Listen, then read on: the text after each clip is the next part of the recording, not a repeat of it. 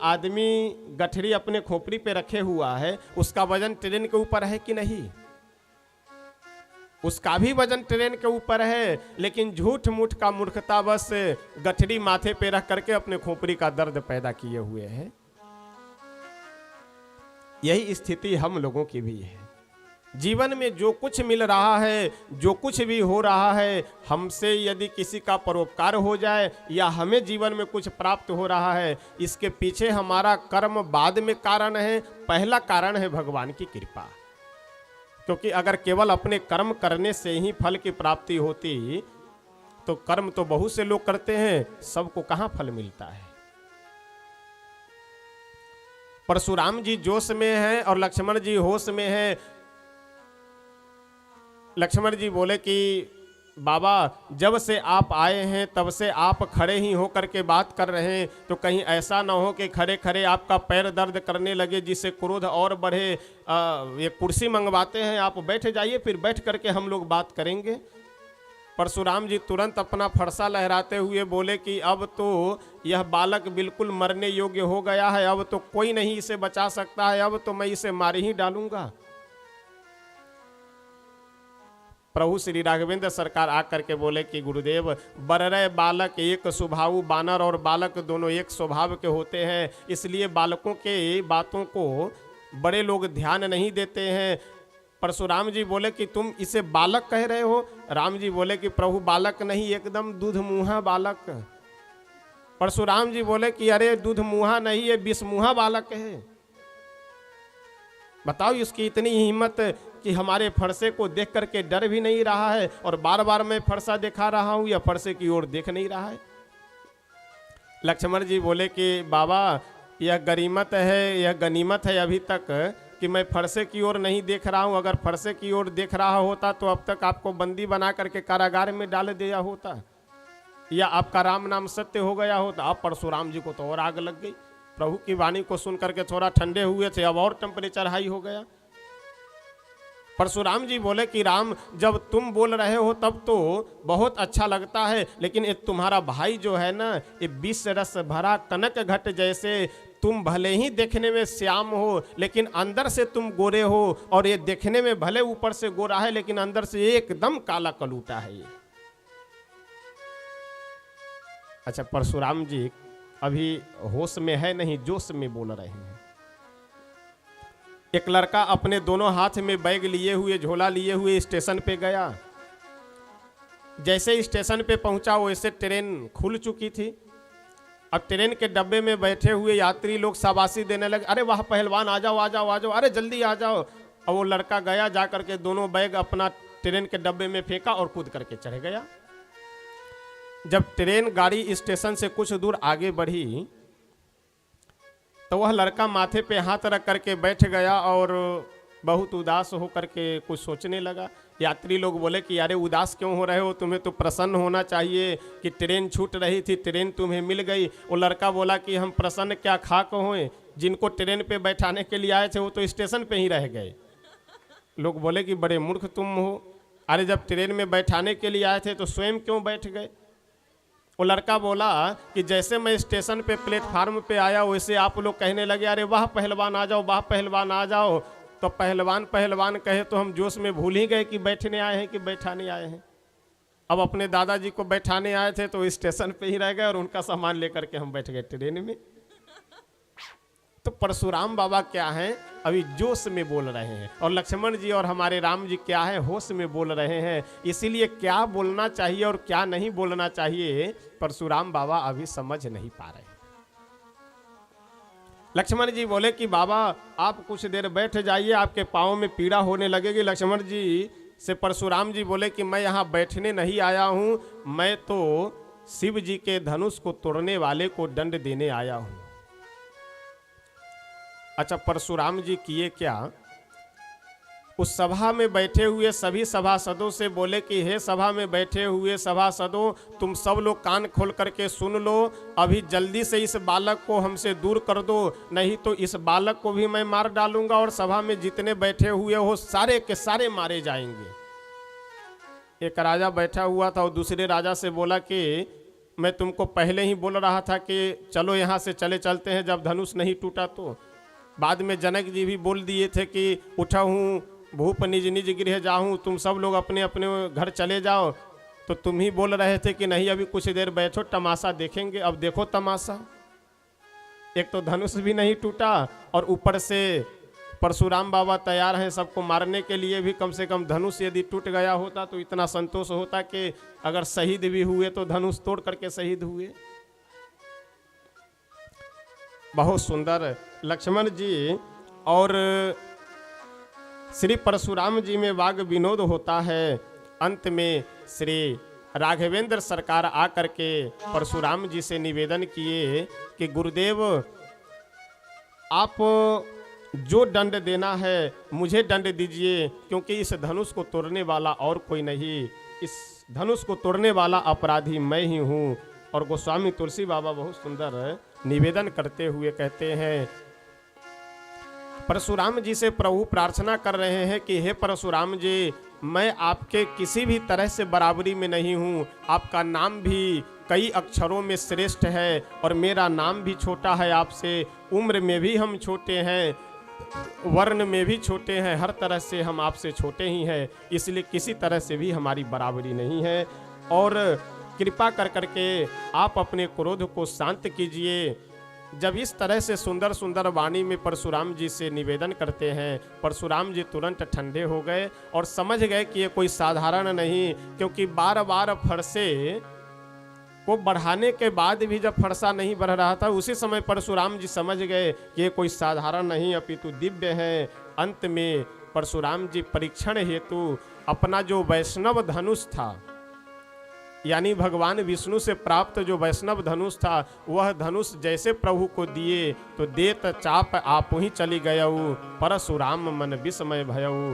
गोस्वामी बाबा बहुत सुंदर वर्णन करते हुए कहते हैं, राम रमापति कर धनु ले हो, राम रमापति कर धनु ले, राम रमापति कर धनु ले हो, राम रमापति कर धन ले, खैचहु मिटाए मोर संदेहु, खैचहु मिटाए मोर संदेहु, राम रमापति कर धनु लेहु, राम रमापति कर धनु लेहु, राम रमापति कर धनु लेहु, खैचहु मिटय मोर संदेहु। गोस्वामी जी कहते हैं कि देत चाप आप ही चले गयऊ, धनुष देते जैसे परशुराम जी धनुष को देना चाह रहे थे, धनुष अपने आप चला गया प्रभु के पास और प्रभु उस धनुष पे बाण का संधान करते हैं, बाण चढ़ाए। उसके बाद परशुराम जी से बोले कि परशुराम बाबा आपका वध तो हम करेंगे नहीं, लेकिन आपको कुछ न कुछ देना पड़ेगा, क्योंकि मेरा बाण अमोघ है, बिना कुछ लिए हुए वापस नहीं होगा, और बाण मैं आपके ही कहने से धनुष पे चढ़ाया हूं।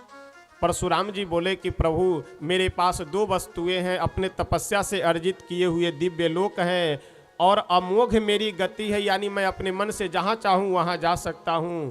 तो इनमें से मेरी जो तपस्या का पुण्य है उसे आप नष्ट कर दीजिए, मेरी गति को नष्ट न करें। तो प्रभु उस बाण से बहुत सुंदर परशुराम जी के तपस्या के गति को नष्ट कर देते हैं। और गति इसलिए परशुराम जी रोक करके रखते हैं क्योंकि सारी पृथ्वी को उन्होंने कश्यप जी को दान कर दिया है, इसलिए परशुराम जी रात्रि इस पृथ्वी पे विश्राम नहीं करते। परशुराम जी प्रभु को प्रणाम कर करके साष्टांग लेट करके वहां से चले गए।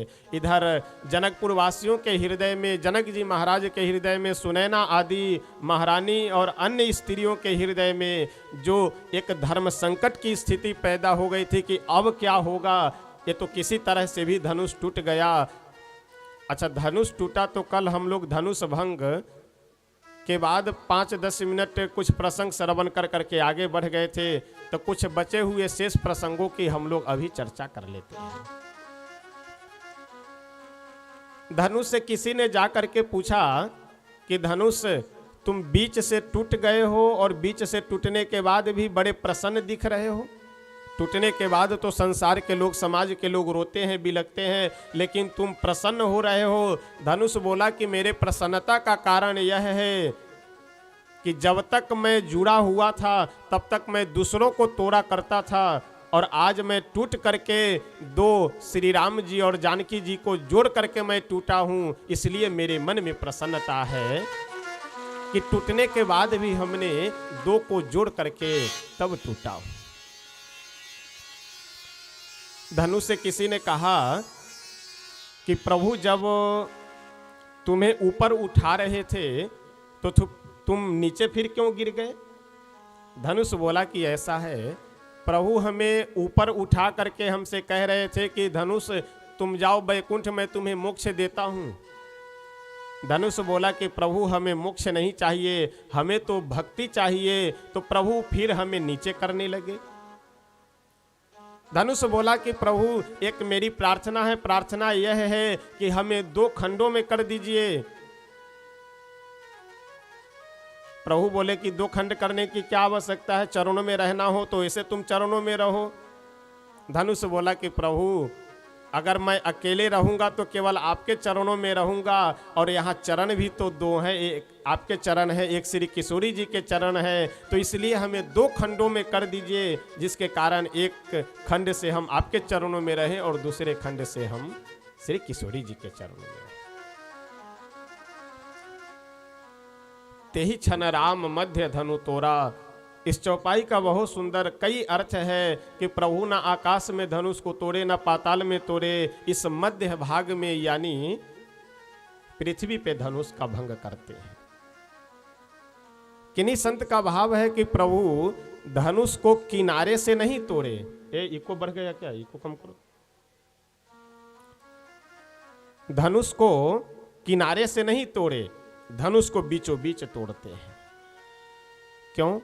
क्योंकि अगर किनारे से तोड़ते तो धनुष के किनारे वाला भाग पतला होता है, तो बाद में कुछ राजा लोग प्रश्न उठाने लगते कि बताओ, अरे किनारे से पतले भाग को धनुष को तोड़ दिए तो कौन सी बहुत बड़ी बहादुरी है। अगर बीच में जो मोटा वाला हिस्सा है वहां से तोड़े होते तो मैं वीर मानता, योद्धा मानता। तो इसलिए रहे बांस न बाजे बांसुरी, प्रभु किनारे से धनुष को न तोड़ करके बीचों बीच धनुष को तोड़े। इसलिए गोस्वामी बाबा क्या लिखते हैं कि तेहि छन राम मध्य धनु तोड़ा। परशुराम बाबा भी आए थोड़े तड़क भड़क दिखलाने। एक देहाती कहावत है ना कि चौबे जी आए थे छब्बे बनने, तो दुबे बन करके वापस हो गए। परशुराम जी आए थे यहाँ पताका लहराने, अपना पताका ऊंचा करने, सो यहाँ पताका प्रभु श्री राम जी के चरणों में डाल करके और नतमस्तक होकर के वापस चले गए। इधर श्री गोस्वामी तुलसी बाबा लिखते हुए बहुत सुंदर कहते हैं कि जनक जी गए विश्वामित्र जी के पास, बोले कि गुरुदेव आगे क्या आदेश है। विश्वामित्र बाबा बोले कि जनक अब मेरा काम खत्म, अब मेरी जिम्मेदारी सब समाप्त। मेरी जिम्मेदारी केवल यहीं तक थी कि अयोध्या जी से ला करके धनुष भंग करवा देना। अब तुम जानो, तुम्हारे होने वाले अब समधि दशरथ जी जाने क्या करना है नहीं करना है। अब तो हम आनंद लेंगे केवल श्री सीताराम विवाह उत्सव का। अब जैसी तुम्हारी इच्छा हो वह करो, मैं कुछ नहीं कहूँगा, क्योंकि टूटत ही धनु भयउ विवाहु। गोस्वामी तुलसी बाबा बहुत सुंदर लिखते हुए कहते हैं, टूटत ही धनु भयउ विवाहु, टूटत ही धनु भयउ विवाहु, टूटत ही धनु भयउ विवाहु, टूटत ही धनु भयउ सुर नर नाग विदित सब काहू, सुर नर नाग विदित सब काहू, टूटत ही धनु भयउ विवाहु। टूटत ही धनु भयउ विवाह। विश्वामित्र जी बोले कि राजन, तुम्हारी प्रतिज्ञा थी कि जो धनुष को तोड़ेगा उसके साथ जानकी जी का विवाह होगा। धनुष टूट गया, प्रतिज्ञा पूरी, समझो विवाह हो गया। अब आगे क्या क्या करना है, क्या विधि विधान है, वह तो आप जानिए, बाकी दशरथ जी जाने। दूत भेज करके दशरथ जी को बुलाइए, बाकी आप दोनों का जैसा विचार हो। जनक जी महाराज बढ़िया बड़े ही आनंद और हर्षोल्लास के साथ एक पत्र लिख करके एक दूत को दिए, और दूत को दे करके अयोध्या जी भेज रहे हैं। ये सभी दोनों दूत अयोध्या जी जा रहे हैं पत्र लेकर के दशरथ जी को सूचना देने, दशरथ जी को बुलाने। इधर पूरे जनकपुर में आनंद का माहौल है, सभी जनकपुरवासी हर्षोल्लास में भर करके बहुत सुंदर गा रहे हैं और अपने मन में इच्छा यह व्यक्त कर रहे हैं।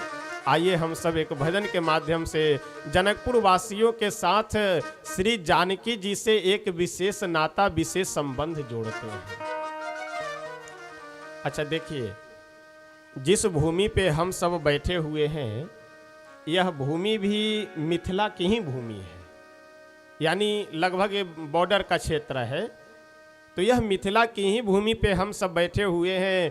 तो जिन लोगों का मिथिला में जन्म हुआ है, उन लोगों को विशेष एक आरक्षण है। कौन सा आरक्षण? कि श्री जानकी जी का कृपा पात्र होने का। अच्छा, आप सब विचार कीजिए, कहीं अगर रिश्तेदारी में जा रहे हो, जैसे किसी भी रिश्तेदारी में, वहां जा करके घर की जो गृह स्वामिनी है, घर की जो मालकिन है, उनके अगर ससुराल वालों की आप निंदा कर दीजिए तो कोई दिक्कत नहीं है। वो चाय के साथ हो सकता है पकोड़ा भी मिल जाए और नमकीन भी मिल जाए। लेकिन अगर गृह स्वामिनी जी के अगर मायके की निंदा कर दिए तो फिर पकौड़ी और नमकीन तो छोड़ो, चाय भी नसीब नहीं होगी। और चाय की भी तो बात छोड़ो, कुर्सी भी नसीब नहीं होगी अगर निंदा हो गई तो। क्यों? क्योंकि विशेष कर करके महिलाओं को अपने मायके पे विशेष प्रेम होता है, इसे कोई नकार नहीं सकता है। यह स्वाभाविक एक गुण है, इसको गुण ही हम मानते हैं, अब गुण नहीं है, होना चाहिए। लेकिन अब मायके पे इतना प्रेम ना हो कि ससुराल खंड खंड टूट जाए, बिखर जाए, तो फिर ये प्रेम गुण नहीं, फिर ये प्रेम अवगुण है। तो श्री जानकी जी को अवध से यानी ससुराल से विशेष प्रेम अपने मायके यानी जनकपुर पे है। तो जनकपुर में जिनका जन्म हो गया, तो किसी न किसी संबंध से तो श्री जानकी जी से संबंध, और सबसे बढ़िया संबंध तो भाई बहन का। सभी जनकपुरवासी जो श्री जानकी जी के समकक्ष लगने वाले हैं, वे सभी बालक हो या बालिका, वे सभी श्री जानकी जी को अपनी बहन मानते हैं। जो जनक जी महाराज के समकक्ष के हैं, वे सभी स्त्री पुरुष जानकी जी को अपनी बेटी के समान मानते हैं। बड़ा ही सुंदर इस भजन का भाव है। आइए हम सब गाते हुए आगे बढ़ेंगे। सिया जी बहिनिया हमार हो, राम लगे है पहुनवा। सिया जी बहिनिया हमार हो, राम लगे है पहुनवा। सभी जनकपुर वासी जो भी श्री जानकी जी के भाई बहन लगने वाले हैं, सब हृदय से आनंदित है। क्यों? क्योंकि बहन भी हमें मिली तो जानकी जी जैसी, और जानकी जी की कृपा यह कि पाहुन भी मिले तो श्री राघव जैसे, रघुनंदन जैसे, कि विश्व में न ऐसे कोई सुंदर न कोई ऐसे योद्धा। लगी है पाहुन राम, लगी है पाहुन राम, लगे है पहुनवा। लगी है पहुन राम, लगे है पहुन राम, लगे है पहुनवा। सिया जी बहिनिया हमारो, राम लगे है पहुनवा। सिया जी बहिनिया हमारो, राम लगे है पहुनवा।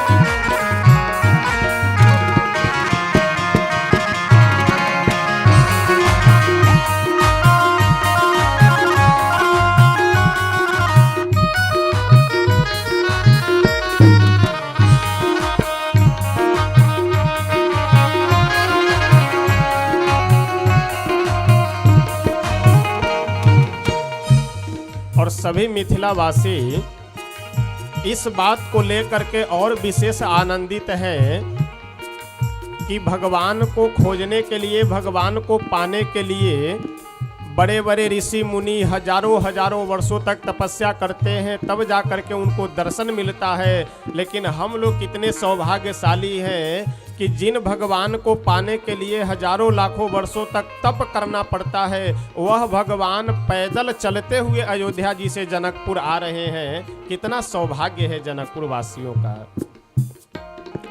मिथिला के नाता से सिया जी बहिनिया, मिथिला के नाता से सिया जी बहिनिया, मिथिला के नाता से सिया जी बहिनिया, मिथिला के नाता से सिया जी बहिनिया, सिया जी के नाता से राम जी पहुनवा, सिया जी के नाता से राम जी पहुनवा, मिथिला नगरिया निहाल हो, राम लगे हैं पहुनवा, मिथिला नगरिया निहाल हो, राम लगे हैं पहुनवा, सिया जी बहिनिया हमारो, राम लगे हैं पहुनवा, सिया जी बहिनिया हमारो, राम लगे।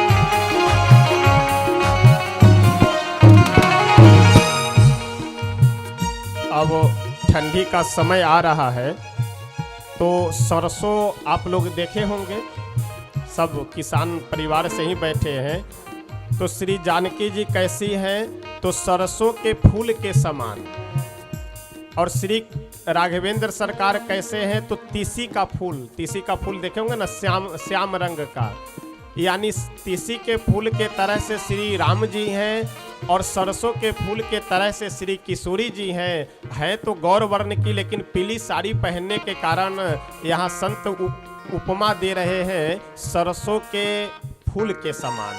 बहुत सुंदर कहते हैं, सरसों के फूल सन सिया जी बहिनिया, सरसों के फूल सन सिया जी बहिनिया, सरसों के फूल रंग सिया जी बहिनिया, सरसों के फूल रंग सिया जी बहिनिया, तीसी के फूल रंग राम जी पहुनवा, तीसी के फूल रंग राम जी पहुनवा, दोनों के जोड़ी कमाल हो, हाँ हाँ दोनों के जोड़ी कमाल हो, राम लगे पहुनवा, जोड़ी कमाल हो, राम लगे पहुनवा, सिया जी बहिनिया हमार हो, राम लगे पहुनवा, सिया जी बहिनिया हमार हो,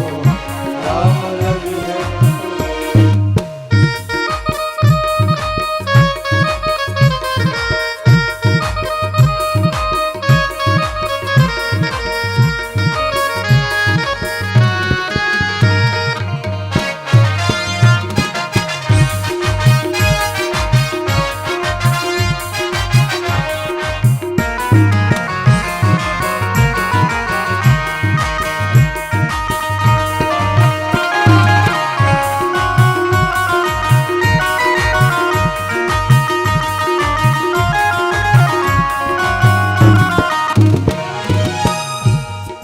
इस भजन को लिखने वाले परम रसिक शिरोमणि संत श्री स्नेह लता जी अपना नाम देते हुए कहते हैं कि इस जोड़ी को देख करके तो सभी मिथिलावासी ही नहीं अपितु पूरे संसार के विश्व के जितने भी भक्त हैं, मनुष्य हैं, पशु पक्षी जीव जंतु हैं, सब आनंदित हो रहे हैं। निरखे स्नेह लता हर से नयनिया, निरखे स्नेह लता हर से नयनिया, निरखी स्नेह लता हर से नयनिया, निरखी स्नेह लता हर से नयनिया, श्यामल सुरतिया पर मंद मुस्कनिया, श्यामल सुरतिया पर मंद मुस्कनिया, हर से लाजियरा हमार हो, हाँ हाँ हर से लाजियरा हमार हो, राम लगी है पहुनवा सिया जी बहनिया हमार हो, राम लगी है पाहुन राम लगे है पाहुन राम लगे है पहुनवा, लगे है पाहुन राम लगे है पाहुन राम लगे, सिया जी बहनिया हमार हो, राम लगे है पहुनवा सिया जी बहनिया हमार हो, सिया जी बहनिया हमार हो, राम लगे है पहुनवा सिया जी बहनिया हमार हो, राम लगे है पहुनवा। श्री मिथिला धाम के श्री सिया जी के नाते, किशोरी जी के नाते सभी जनकपुर वासी आनंदित हैं कि जिन ब्रह्म को खोजने के लिए लोगों को न जाने कैसी कैसी साधना करनी पड़ती है, वही ब्रह्म नंगे पांव चल करके जनकपुर में पधारे हैं। इसके पीछे तो बस एक ही कारण है, श्री किशोरी जी की कृपा, श्री जानकी जी की कृपा। आवाज बहुत आने लगी, शांति बना करके रखे, धीरे धीरे कान में बोलिए।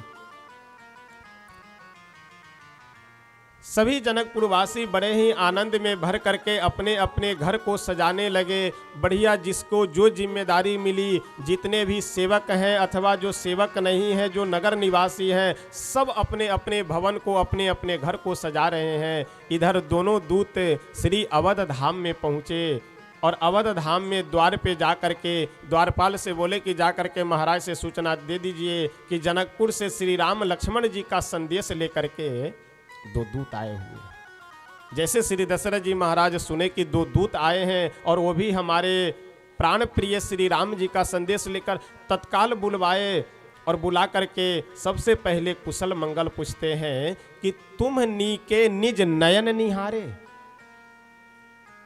दशरथ जी बोले कि क्यों दूत, सबसे पहले हमें तो यह बताओ कि क्या तुम अपनी आंखों से देख करके आ रहे हो या केवल सुन करके आ रहे हो हमारे पुत्र के विषय में।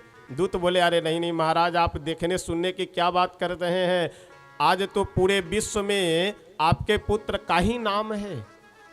यानी श्री जनक जी महाराज जिस धनुष को प्रतिज्ञा पे रखे थे, उस धनुष को कोई भी बड़े बड़े योद्धा राजा महाराजा उठा नहीं पाए, लेकिन उस धनुष को आपके पुत्र बड़ी सभा में तोड़ दिए, विश्व विजय प्राप्त किए हैं। और श्री जनक जी महाराज जानकी जी की जो सुपुत्री हैं जानकी जी, उनके साथ विवाह होने का अब निश्चय हो चुका है। इसलिए जनक जी का संदेशा यह है कि आप कृपा कर करके अपने पूरे साज समाज के साथ पधारें। जनक जी के इस संदेश को, पत्र को सुन करके तो दशरथ जी इतने आनंदित हुए, सोचे कि सबसे पहले आनंद को गुरु जी को दिखलाया जाए। अच्छा, कितना सुंदर संकेत है यहाँ। जैसे आनंद की प्राप्ति होती, यानी दुख होता है फिर भी गुरु जी के पास जाते हैं, और सुख होता है फिर भी गुरु जी के पास जाते हैं। एक बार की बात बतावें, एक सज्जन फोन किए कि महाराज जी कुछ रुपया हम अपने एक मित्र को दिए हैं, बहुत दिनों से मांग रहे हैं लेकिन वो दे नहीं रहा है, तो जरा देख करके, जैसे ज्योतिष में एक प्रक्रिया होती है, उससे यह लगभग अनुमान लग जाएगा कि अगला व्यक्ति पैसा देगा या नहीं देगा। तो जरा देख करके बताइए कि वो पैसा मिलेगा कि नहीं मिलेगा। और पैसा लगभग 1-1.5 लाख रुपए था। तो हमने देख करके बताया, उस समय जो भी व्यवस्था रही हो, जो भी उस समय बात रही हो।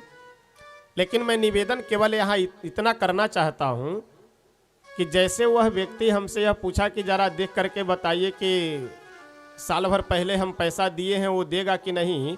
अच्छा, उससे परिचय हमारा लगभग 4-5 वर्ष पहले से था। तो मैं मन में विचार किया कि देते समय ये आदमी हमसे पूछा नहीं, और जब पैसा नहीं मिल रहा है तब ये आदमी पूछ रहा है कि जरा देख करके बताइए पैसा मिलेगा कि नहीं मिलेगा। तो देते समय ये आदमी पूछा क्यों नहीं। तो बहुत सोचने के बाद मेरे मन में एक विचार आया कि हो सकता है इसलिए न पूछे हुए हो कि कहीं ऐसा ना हो कि महाराज जी कुछ चंदा मांग ले, किसके पास पैसा रखा हुआ है तभी तो दूसरों को दे रहा है, लाओ 1000-1500 का जो है रसीद काट दिया जाए इसको। अच्छा, विडंबना तो महाराज ये है कि हमने एक दिन निवेदन किया था जो है कि अगर मनुष्य सबसे अधिक चतुराई कहीं करता है तो भगवान के पास चतुराई करता है। अभी हमारे झोली में कम से कम 8-10 नोट 10-20 का होगा कि जो बिल्कुल एकदम फटा हुआ और टेप लगा है ऊपर से, जिसको कोई स्वीकार नहीं करता है उसको भगवान स्वीकार करते हैं, घुमा करके आरती में डाल दिए। अरे ठीक है, जिसको कोई स्वीकार नहीं करते हैं उसको भगवान स्वीकार करते हैं, लेकिन अब हम कहाँ किस दुकान में जाकर के उसको बदले।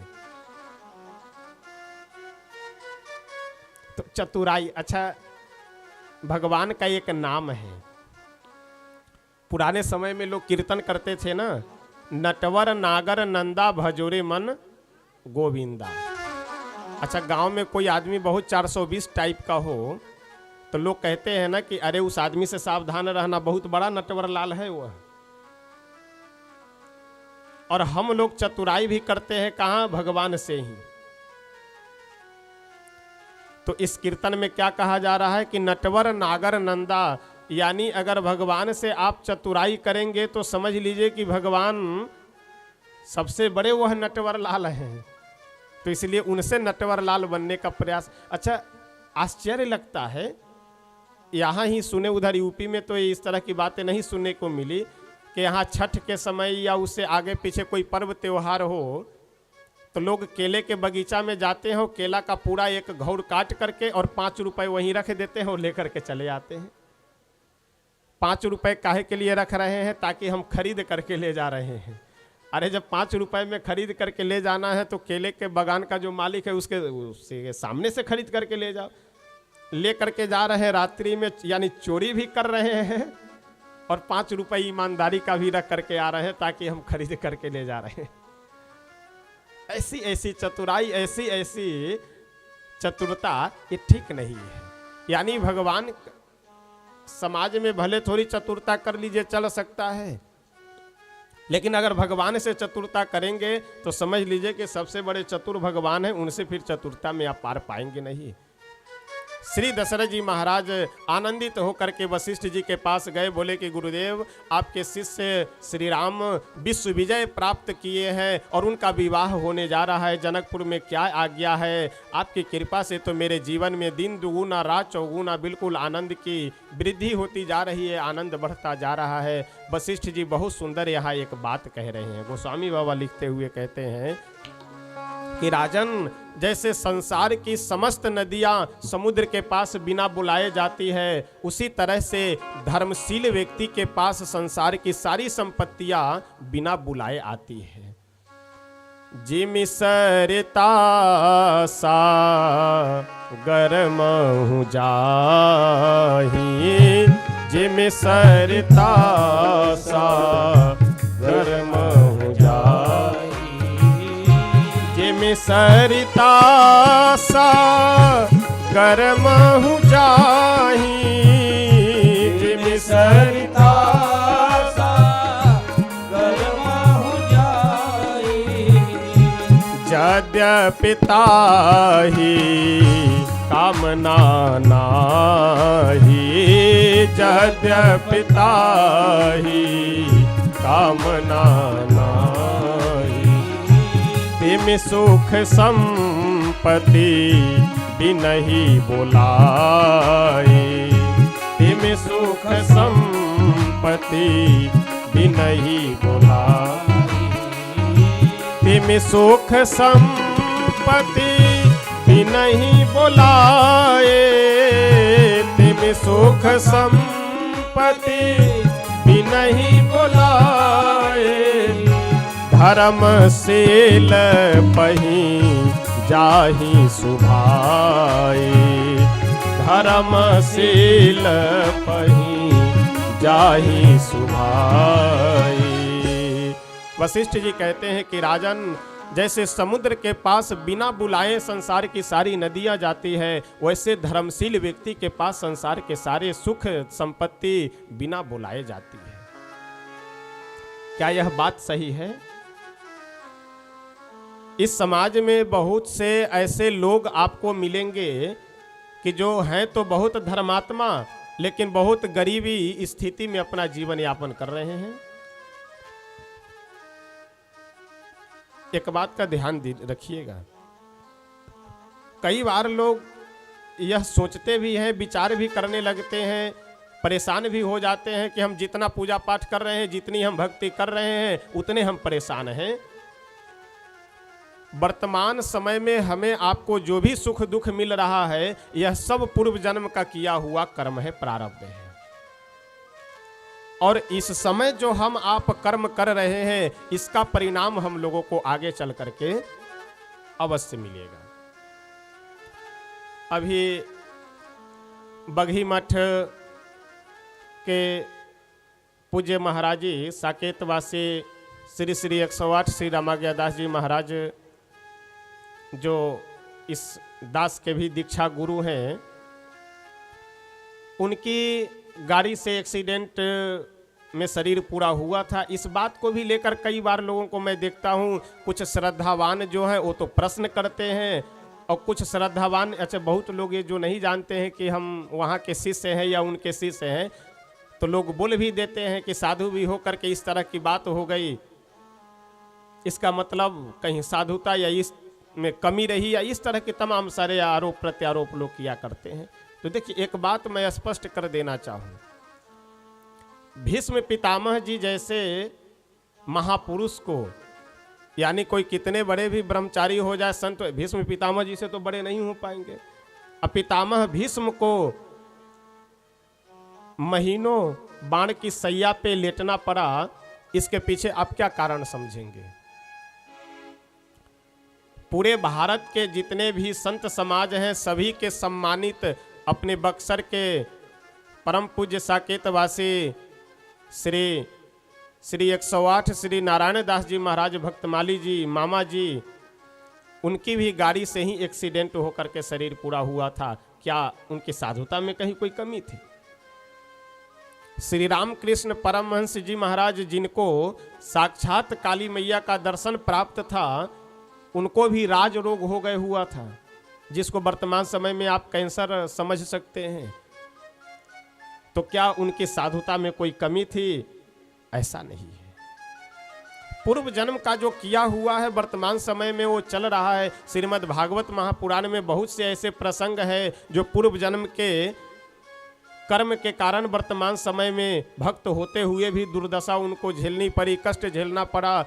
अब उन प्रसंगों की मैं नहीं चर्चा करूंगा, नहीं तो फिर विषयांतर यहाँ हो जाएगा, फिर इधर उधर चले जाएंगे। बस निवेदन मैं केवल इतना ही करूंगा कि वर्तमान समय में जो आप कर्म कर रहे हैं, इसका परिणाम आपको आगे चल करके मिलेगा। और वर्तमान समय में जैसा कर्म है, जो हम सुख दुख पा रहे हैं, ये हमारे आपके पूर्व जन्म का किया हुआ कर्म है। तो ये सब फालतू की बातें हैं, इन सब में बुद्धि लगाने की आवश्यकता नहीं है। कि कैसे गए, रह करके क्या किए, यह विचारणीय विषय है कि रह करके हम क्या कर रहे हैं और हमें क्या करना चाहिए, यह विचारणीय। वो तो जैसा अगर प्रारब्ध नहीं है किसी जन्म के, ऐसा कुछ कर्म खराब होगा तो आप किसी न किसी तरह से अकाल मृत्यु होकर के जाएंगे। लेकिन अगर वर्तमान समय में कर्म अच्छा कर रहे हैं तो आगे चल करके इसका परिणाम अच्छा मिलेगा, इससे और हम आगे बढ़ेंगे। तो ये सब फालतू की बातें हैं, इन सब चीज़ों में दिमाग लगाने की आवश्यकता बिल्कुल ही नहीं है। यहाँ पे इस चौपाई में वशिष्ठ जी एक बहुत सुंदर बात कह रहे हैं कि अधर्मी व्यक्ति के पास यदि धन संपत्ति हो, उस धन संपत्ति से स्वयं भी वह दुखी होता है और दूसरों को भी दुख देता है। और धर्मशील व्यक्ति के पास यदि संपत्ति हो तो उससे वह स्वयं भी सुख प्राप्त करते और दूसरों को भी वह सुख देते हैं। बस यही अंतर है। अधर्मी व्यक्ति स्वयं भी परेशान और दूसरों को भी परेशान करता है, और धर्मात्मा व्यक्ति के पास यदि सुख संपत्ति हो तो वह स्वयं भी सुखी होता है और दूसरों को भी सुख देता है। इस तरह से श्री वशिष्ठ जी महाराज बहुत सुंदर दशरथ जी को समझा रहे हैं, और समझा करके दशरथ जी को बोले कि राजन, अब ये भी पूछने की बात है कि क्या करे। अरे जल्दी से तैयारी करो, जो भी रिश्तेदार आसपास के हो उनको बुलाओ, और जो दूर के हो उनको बोल दो कि सीधे वहीं समधियाने ही पहुँचे, जनकपुर ही सीधे पहुँचे, और जल्दी से बाराती की तैयारी करो और तैयारी कर करके चलो, यहाँ से बाराती लेकर के चला जाए। इधर तो श्री दशरथ जी महाराज जैसे सुने, सभी मंत्रिमंडल को बुला करके बोले कि जल्दी से तैयार करो। बढ़िया एक रथ दिव्य बनाया गया, उस पर वशिष्ठ जी महाराज विराजमान हो गए। एक दूसरा रथ बनाया गया जिस पे श्री दशरथ जी महाराज विराजमान हुए। छरे छबीले नयन सब, जितने भी युवा हैं वो कोई घोड़े पे बैठे हैं, जितने भी बुजुर्ग हैं सब हाथी पे बैठे हैं, सब अलग अलग सवारियों पे बैठ करके गोस्वामी तुलसी बाबा कहते हैं कि महावीर भूपति के द्वारे रज हुई जाई पशान पवारी।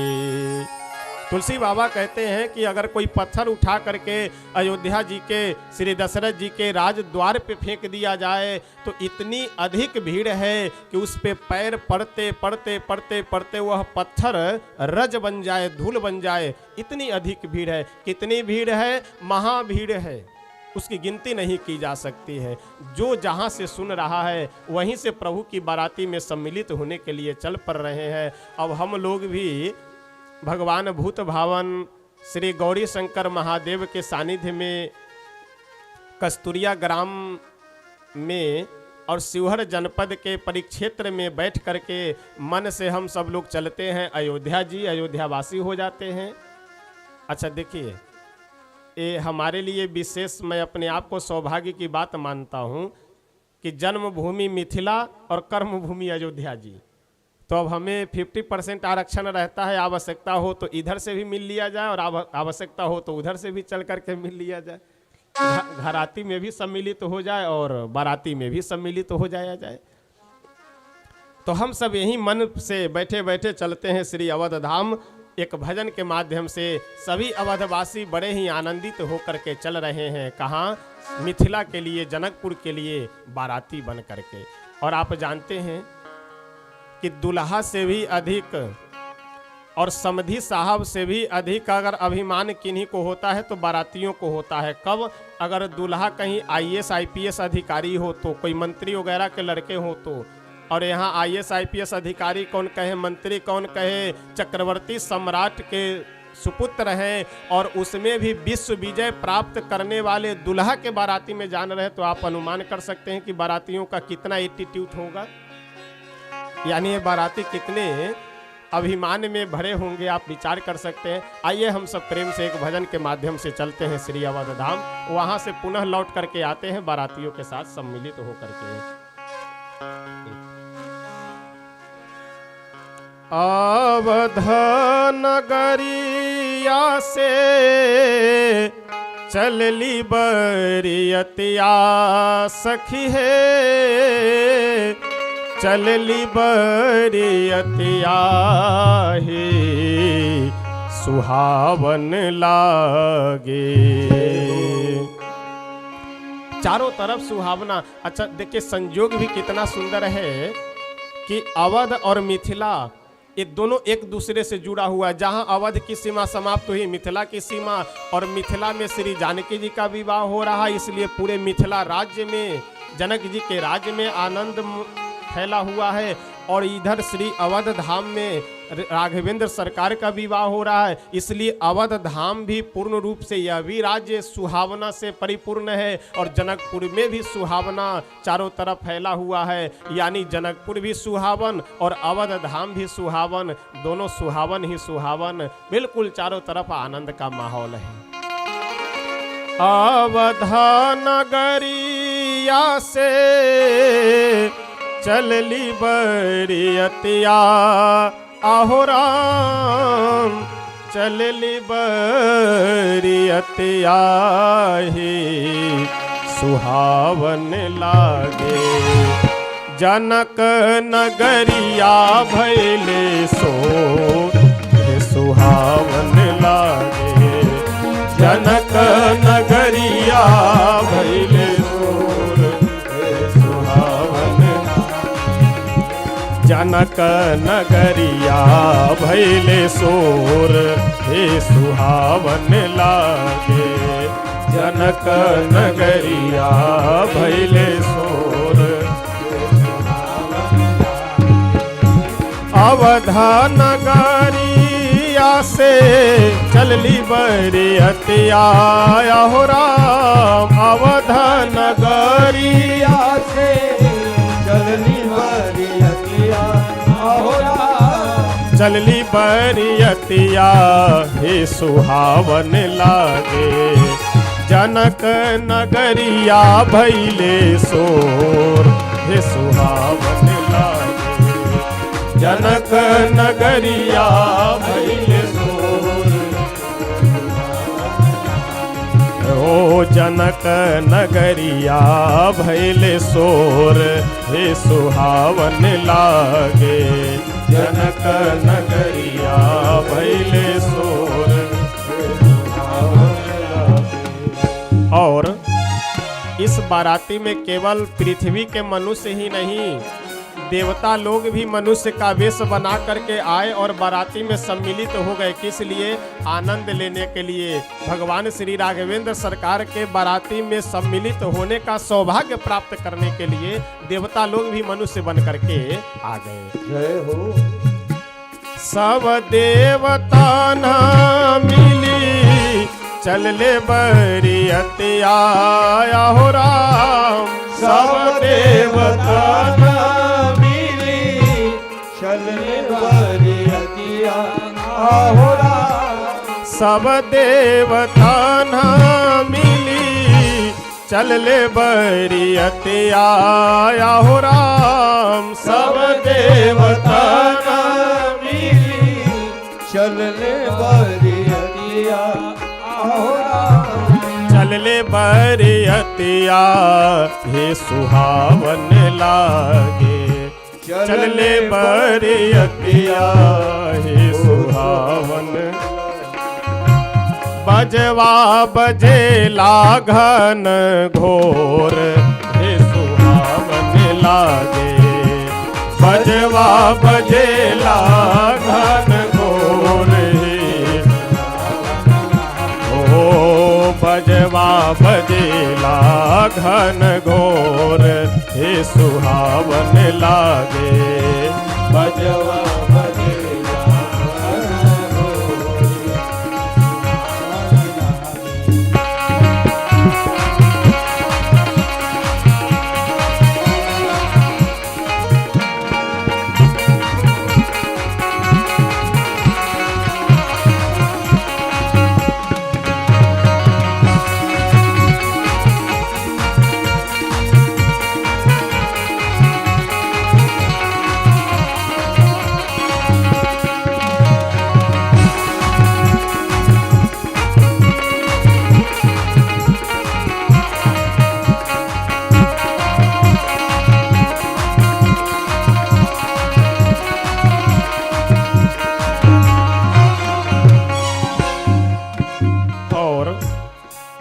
जितने भी बाजा बजाने वाले हैं चाहे वो अयोध्या जी के हों अथवा किसी दूसरे राज्य के हो सब निःशुल्क सेवा में आकर के सम्मिलित हैं। जिनको दशरथ जी महाराज बोले हैं वह भी, जिनको नहीं निमंत्रण गया है वह भी बिना निमंत्रण के सब आकर के बाजे बजा रहे हैं। जो मृदंग बजाने वाले मृदंग, जो तबला बजाने वाले वो तबला बजा रहे हैं, जो हारमोनियम वाले हारमोनियम, और सब बढ़िया गाने बजाने और नाचने में लगे हुए हैं। तो आप विचार कीजिए कि आनंद कितना होगा जहाँ सब निस्वार्थ भाव से, कोई शुल्क नहीं, कोई पैसा नहीं, निस्वार्थ भाव से सब सेवा में लगे हुए हैं।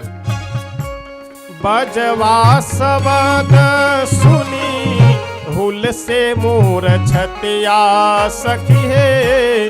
बजवा शब्द सुनी हुल से मोर छतिया सखी है।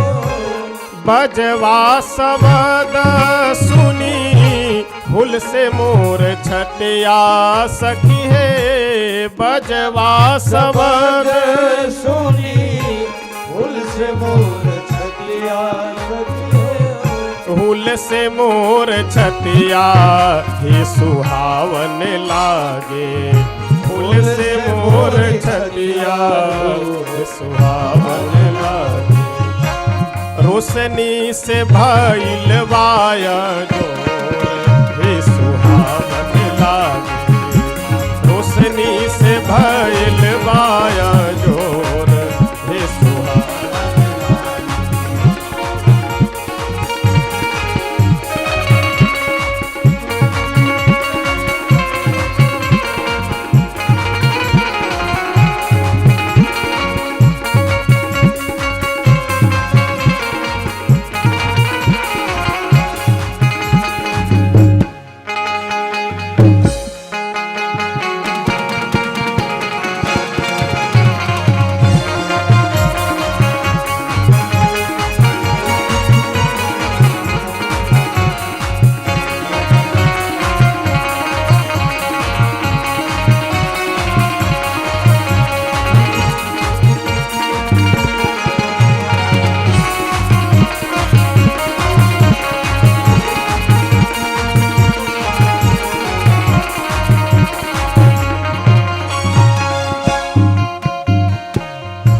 भजन की अंतिम पंक्ति में संत कहते हैं कि आज तो अवध वासियों का भी मनोरथ सुफल हो गया और जनकपुर वासियों का भी मनोरथ सुफल हो गया। क्योंकि अवध वासियों का मनोरथ था कि प्रभु श्री राम जी का विवाह हो जाए। जनकपुर वासियों का मनोरथ था कि श्री राम जी से ही जानकी जी का विवाह हो जाए। दोनों का मनोरथ आज सुफल हो गया। कहत रसिक जना दुल्हा के सूरतिया हो राम। कहत रसिक दुल्हा के सूरतिया हो राम। कहत रसिक जना दुल्हा के सूरतिया हो राम। कहत रसिक दुल्हा के सूरतिया दुल्हा के सूरतिया ही सुहावन लागे। दुल्हा के सूरतिया ही सुहावन लागे। सुफल मनोरथ भेलई मोर हे सुहावन लागे। सुफल मनोरथ भेलई मोर हे सुहावन। अवध नगरिया से चलली बरियतिया हो राम। अवध नगरिया से चलनी बरियतिया हो राम। चलली बरियतिया हे सुहावन लागे। चलली बरियतिया हे सुहावन लागे। जनक नगरिया भैले सो हे सुहावन लागे। जनक नगरिया भैले सो हो जनक नगरिया भैले सोर हे सुहावन लागे। जनक नगरिया भैले सोर हे सुहावन। श्री मिथिला धाम की जय हो। श्री अयोध्या धाम। और आइए, हम सब 7:30 बजे का समय हो चुका है, तो 10 मिनट प्रेम से इसी आनंद मंगल में भर करके, इसी तरह से आनंद में झूम करके 10 मिनट श्री सीताराम नाम का जप करते हैं। उसके बाद फिर आगे का प्रसंग हम सब श्रवण करेंगे। सीताराम सीताराम सीताराम जय सीताराम। सीताराम सीताराम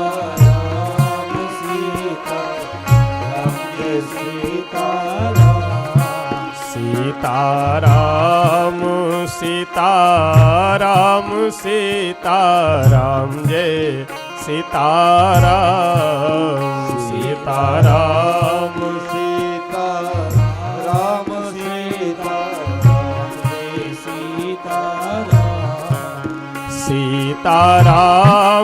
सीताराम सीताराम सीताराम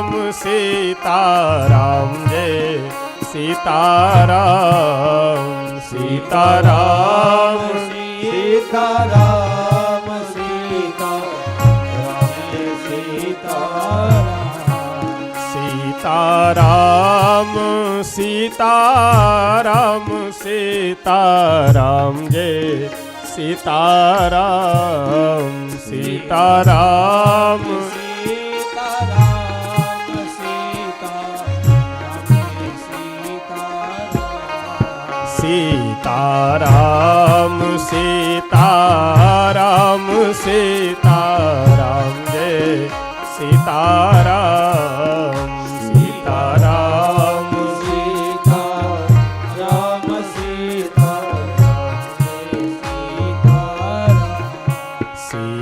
सीताराम सीताराम सीताराम जय सीताराम सीताराम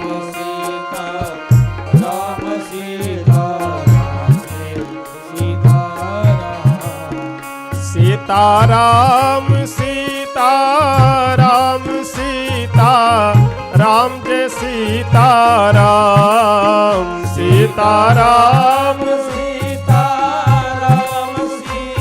सीताराम जय सीताराम सीताराम सीताराम सीताराम सीताराम जय सीताराम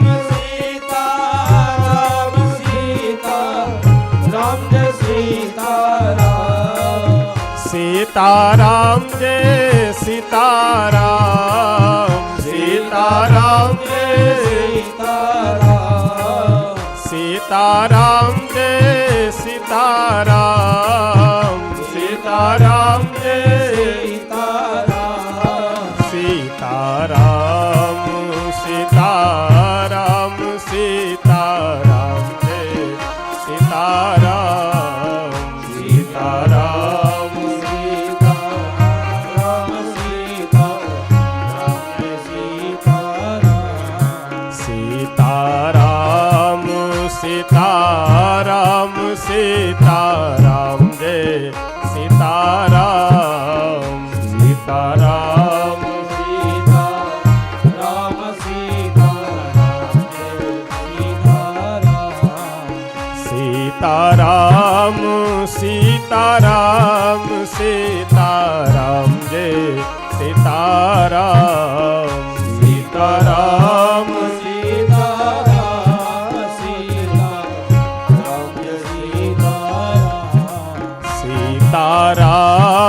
सीताराम सीताराम सीताराम सीताराम जय सीताराम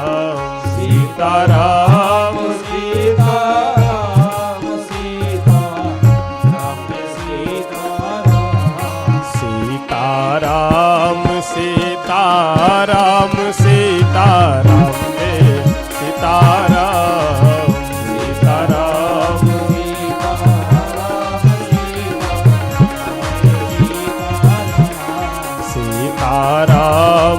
सीताराम सीताराम सीताराम सीताराम जय सीताराम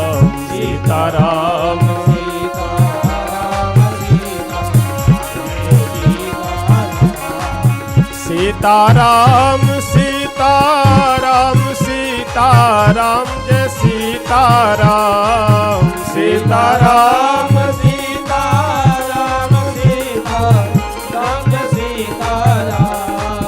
सीताराम सीताराम सीताराम जय सीताराम सीताराम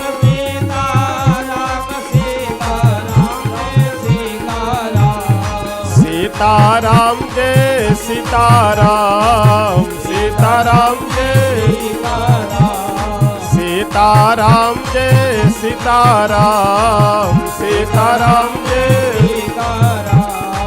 सीताराम सीताराम सीताराम जय सीताराम सीताराम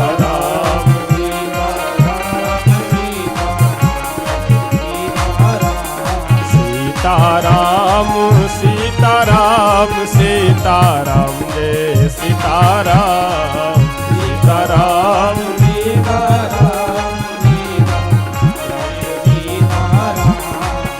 सीताराम सीताराम जय सीताराम सीताराम सीताराम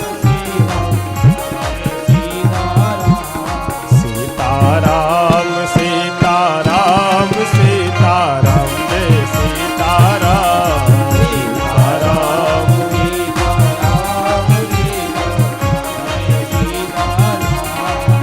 सीताराम सीताराम सीताराम जय सीताराम सीताराम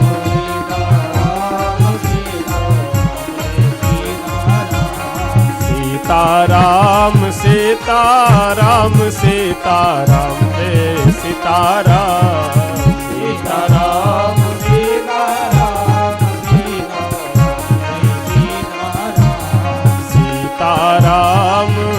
सीताराम सीताराम सीताराम जय सीताराम सीताराम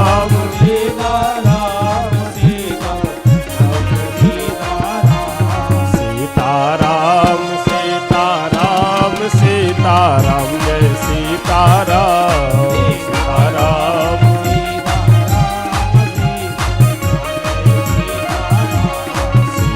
सीताराम सीताराम सीताराम जय सीताराम सीताराम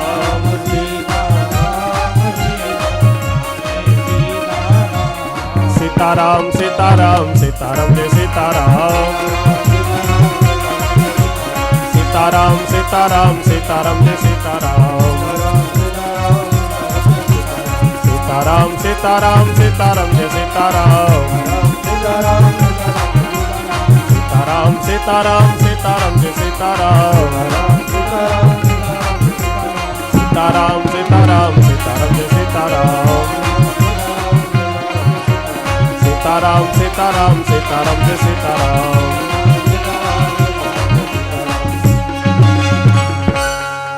श्री सीताराम नाम भगवान के श्री अयोध्या धाम के श्री बगहे सरकार के जय जय सीताराम।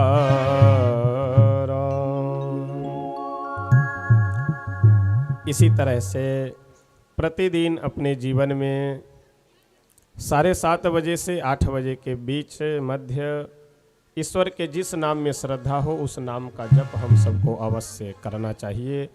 जो करते हैं अच्छी बात है, जो नहीं करते हैं वह प्रयास करे करने का। इससे बहुत ही लाभ और जीवन में विकास होगा। अनुभव कैसे होगा, ज्ञान कैसे होगा, तो आप कर करके देखिए। जैसे किसी भी दवा का महत्व बिना खाए समझ में नहीं आता है, उसी तरह से भगवान नाम के भी जप करने से क्या होगा नहीं होगा, ये बिना जप किए हुए समझ में नहीं आ सकता है।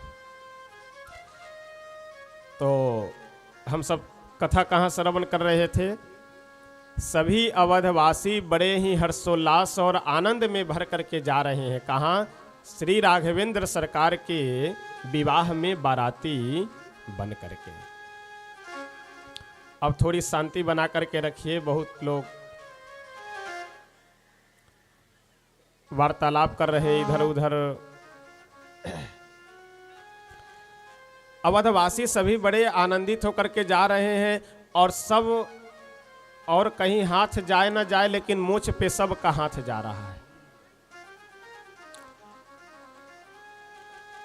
अच्छा, अब आजकल समस्या ये है कि अब कितना परसेंट बतावें? 70% लोगों के पास तो मूछें नहीं है। अब आजकल के अगर लोग अगर होते तो हाथ भी कहाँ देते। मूछ रखना चाहिए। यहाँ तो परंपरा भी है कि शायद क्या उसको कहते हैं कि मूछ कब तक रखना चाहिए, पिता के रहने पे या ना रहने पे है? अगर शास्त्र दृष्टि से विचार करेंगे तो शास्त्र का आदेश तो यह है कि या तो बाल रखा जाए सबके लिए, केवल साधु के लिए या वैसे नहीं, जो है सबके लिए यदि रखा जाए तो पूरा रखा जाए, यानी दाढ़ी मूंछ बाल सब, और नहीं तो साफ किया जाए तो सब किया जाए।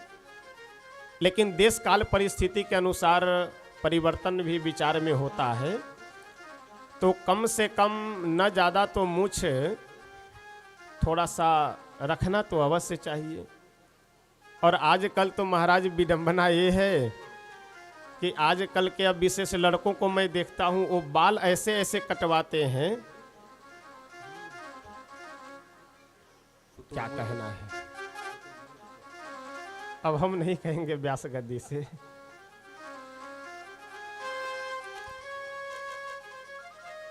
शौक भी बहुत अजीब होता जा रहा है लोगों का। शौक का मतलब यह है, फैशन का मतलब यह होना चाहिए कि हम कम से कम अगर बहुत पैसे वाले हैं, बहुत शौकीन हैं, बहुत व्यवस्था वाले हैं, तो महंगे कपड़े पहने तो इसे माना जा सकता है कि चलिए एक फैशन है ये। और अच्छा खासा कपड़ा, पैंट हो, जीन्स हो, शर्ट हो, 4-5 जगहों पे उसको कुतर करके कैंची से, और उसको एक कौन सा शौक है ये समझ में नहीं आता है। और आजकल तो विडंबना यह है कि कम कपड़े पहनना, छोटे कपड़े पहनना मतलब फैशन। अगर कम कपड़ा पहनने से ही फैशन का अगर पहचान हो तो सबसे बड़ा यानी कि राष्ट्रपति अवार्ड मिलना चाहिए बैल को, गधा को, कुत्तों को, जो कुछ पहनता ही नहीं है, एकदम दिगंबर। कम कपड़ा पहनना, मनमुखी वेश बनाना, मनमुखी वस्त्र पहनना फाड़ करके या उट पटांग बना करके, ये सब फैशन नहीं, इसको हमारे यहाँ असभ्य कहा जाता है। ये फैशन का लक्षण नहीं है, ये असभ्य होने का लक्षण है।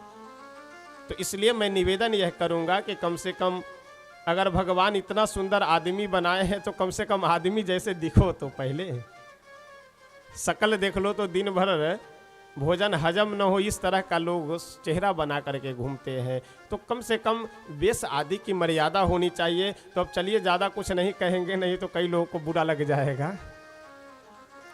बाराती लोग सभी, अच्छा अवधवासी सब शिष्ट हैं, सब सदाचारी हैं और सब धर्मात्मा है। बढ़िया मोछ पे ताव देते हुए जा रहे हैं। मोछ पे ताव देना यानी विश्व विजय श्री राम जी के बाराती में हम जा रहे हैं। रास्ते में गांव के लोग आए, आ करके पूछे, अरे भाई साहब आप लोग कहाँ जा रहे हैं? अवधवासी बोले कि कहाँ जा रहे हैं, इतना भी तुम्हें मालूम नहीं है? हम लोग बाराती जा रहे हैं। गांव के लोग बोले कि बाराती जा रहे हैं, अच्छी बात है, लेकिन किनके बाराती? बाराती लोग बोले कि किनके बाराती, इतना भी तुम्हें मालूम नहीं? अरे विश्व विजय श्री राम जी के बाराती में हम लोग जा रहे हैं, यानी विश्व विजय करने वाले श्री राम जी के विवाह में बाराती बन करके जा रहे हैं। अच्छा यहां तक तो ठीक था। गांव वाले बोले कि वो तो अच्छी बात है कि आप लोग विश्व विजय श्री राम जी के विवाह में बाराती जा रहे हैं, लेकिन वो विश्व विजय श्री राम जी हैं कहाँ? अब पता लगा कि विश्व विजय श्री राम जी पहले ससुराल पहुंचे हुए हैं, पीछे से ये बाराती लोग जा रहे हैं। और आप जानते हैं कि बाराती यदि आगे पीछे या आगे गांव में पहुंच जाए या पीछे से पहुंचने वाले हो, तो पहले गांव से में पहुंचने से पहले, यानी जहां विवाह होना है उस गांव में पहुंचने से पहले बैठ करके, खड़े हो करके इंतजार करते हैं कि दूल्हा आ जाए, तब दूल्हा के साथ में हम लोग गांव में प्रवेश करें। और यहाँ दूल्हा पहले से ससुराल पहुंचे हैं और बाराती लोग पीछे से जा रहे हैं। अब जो बाराती मोच पे ताव दे करके बोल रहे थे कि हम विश्व विजयी श्री राम जी के विवाह में बाराती जा रहे हैं, उनसे जब गांव वाले पूछे कि दूल्हा कहाँ है, वो पीछे वाले को बोले कि तुम बताओ दूल्हा कहाँ है। पीछे वाला बोला कि अब हम कैसे बतावे, जाओ जहां तुम वहां हम। तुम बताओ। अब सब एक दूसरे के ऊपर टारते हुए आगे बढ़ गए। गांव से आगे जब बाराती निकली, इमरजेंसी मीटिंग बुलाई गई, आवश्यक बैठक। बोले कि गुरुदेव के पास चल करके एक प्रश्न पूछा जाए और इसका समाधान जब तक नहीं होगा तब तक बाराती आगे नहीं बढ़ेगी। कि गांव वाले लोग रास्ते में दूल्हा के विषय में पूछ रहे हैं तो हम किन्हें बतावे दूल्हा।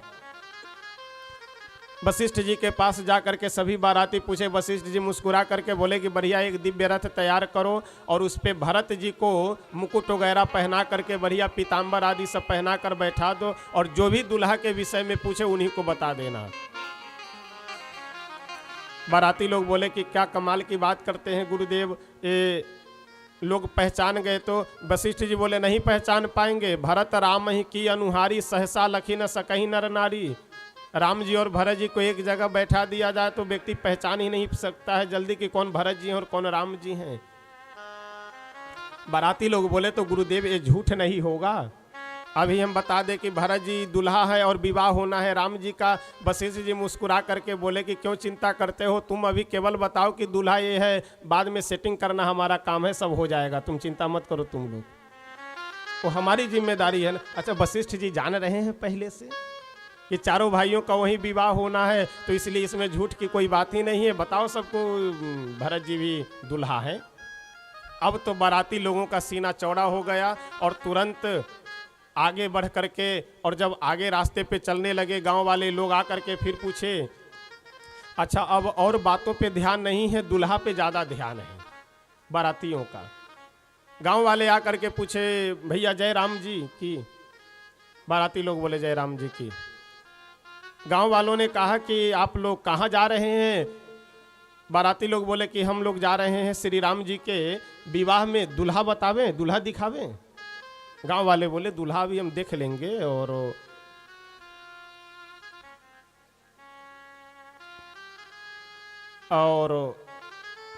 कहाँ से आ रहे हैं? बोले कहाँ से आ रहे हैं इतना भी मालूम नहीं। अरे अयोध्या जी से आ रहे हैं। बोले दूल्हा, आप बार बार दूल्हा का नाम ले रहे हैं, अरे दूल्हा जब बाराती है तो दूल्हा तो होंगे ही, जा कहाँ रहे हैं? अब इतना भी तुम्हें मालूम नहीं है, विश्व विजय श्री राम जी के विवाह में और जनकपुर में, अयोध्या जी से चल करके जनकपुर में हम लोग जा रहे हैं बाराती लेकर के, दूल्हा बतावें।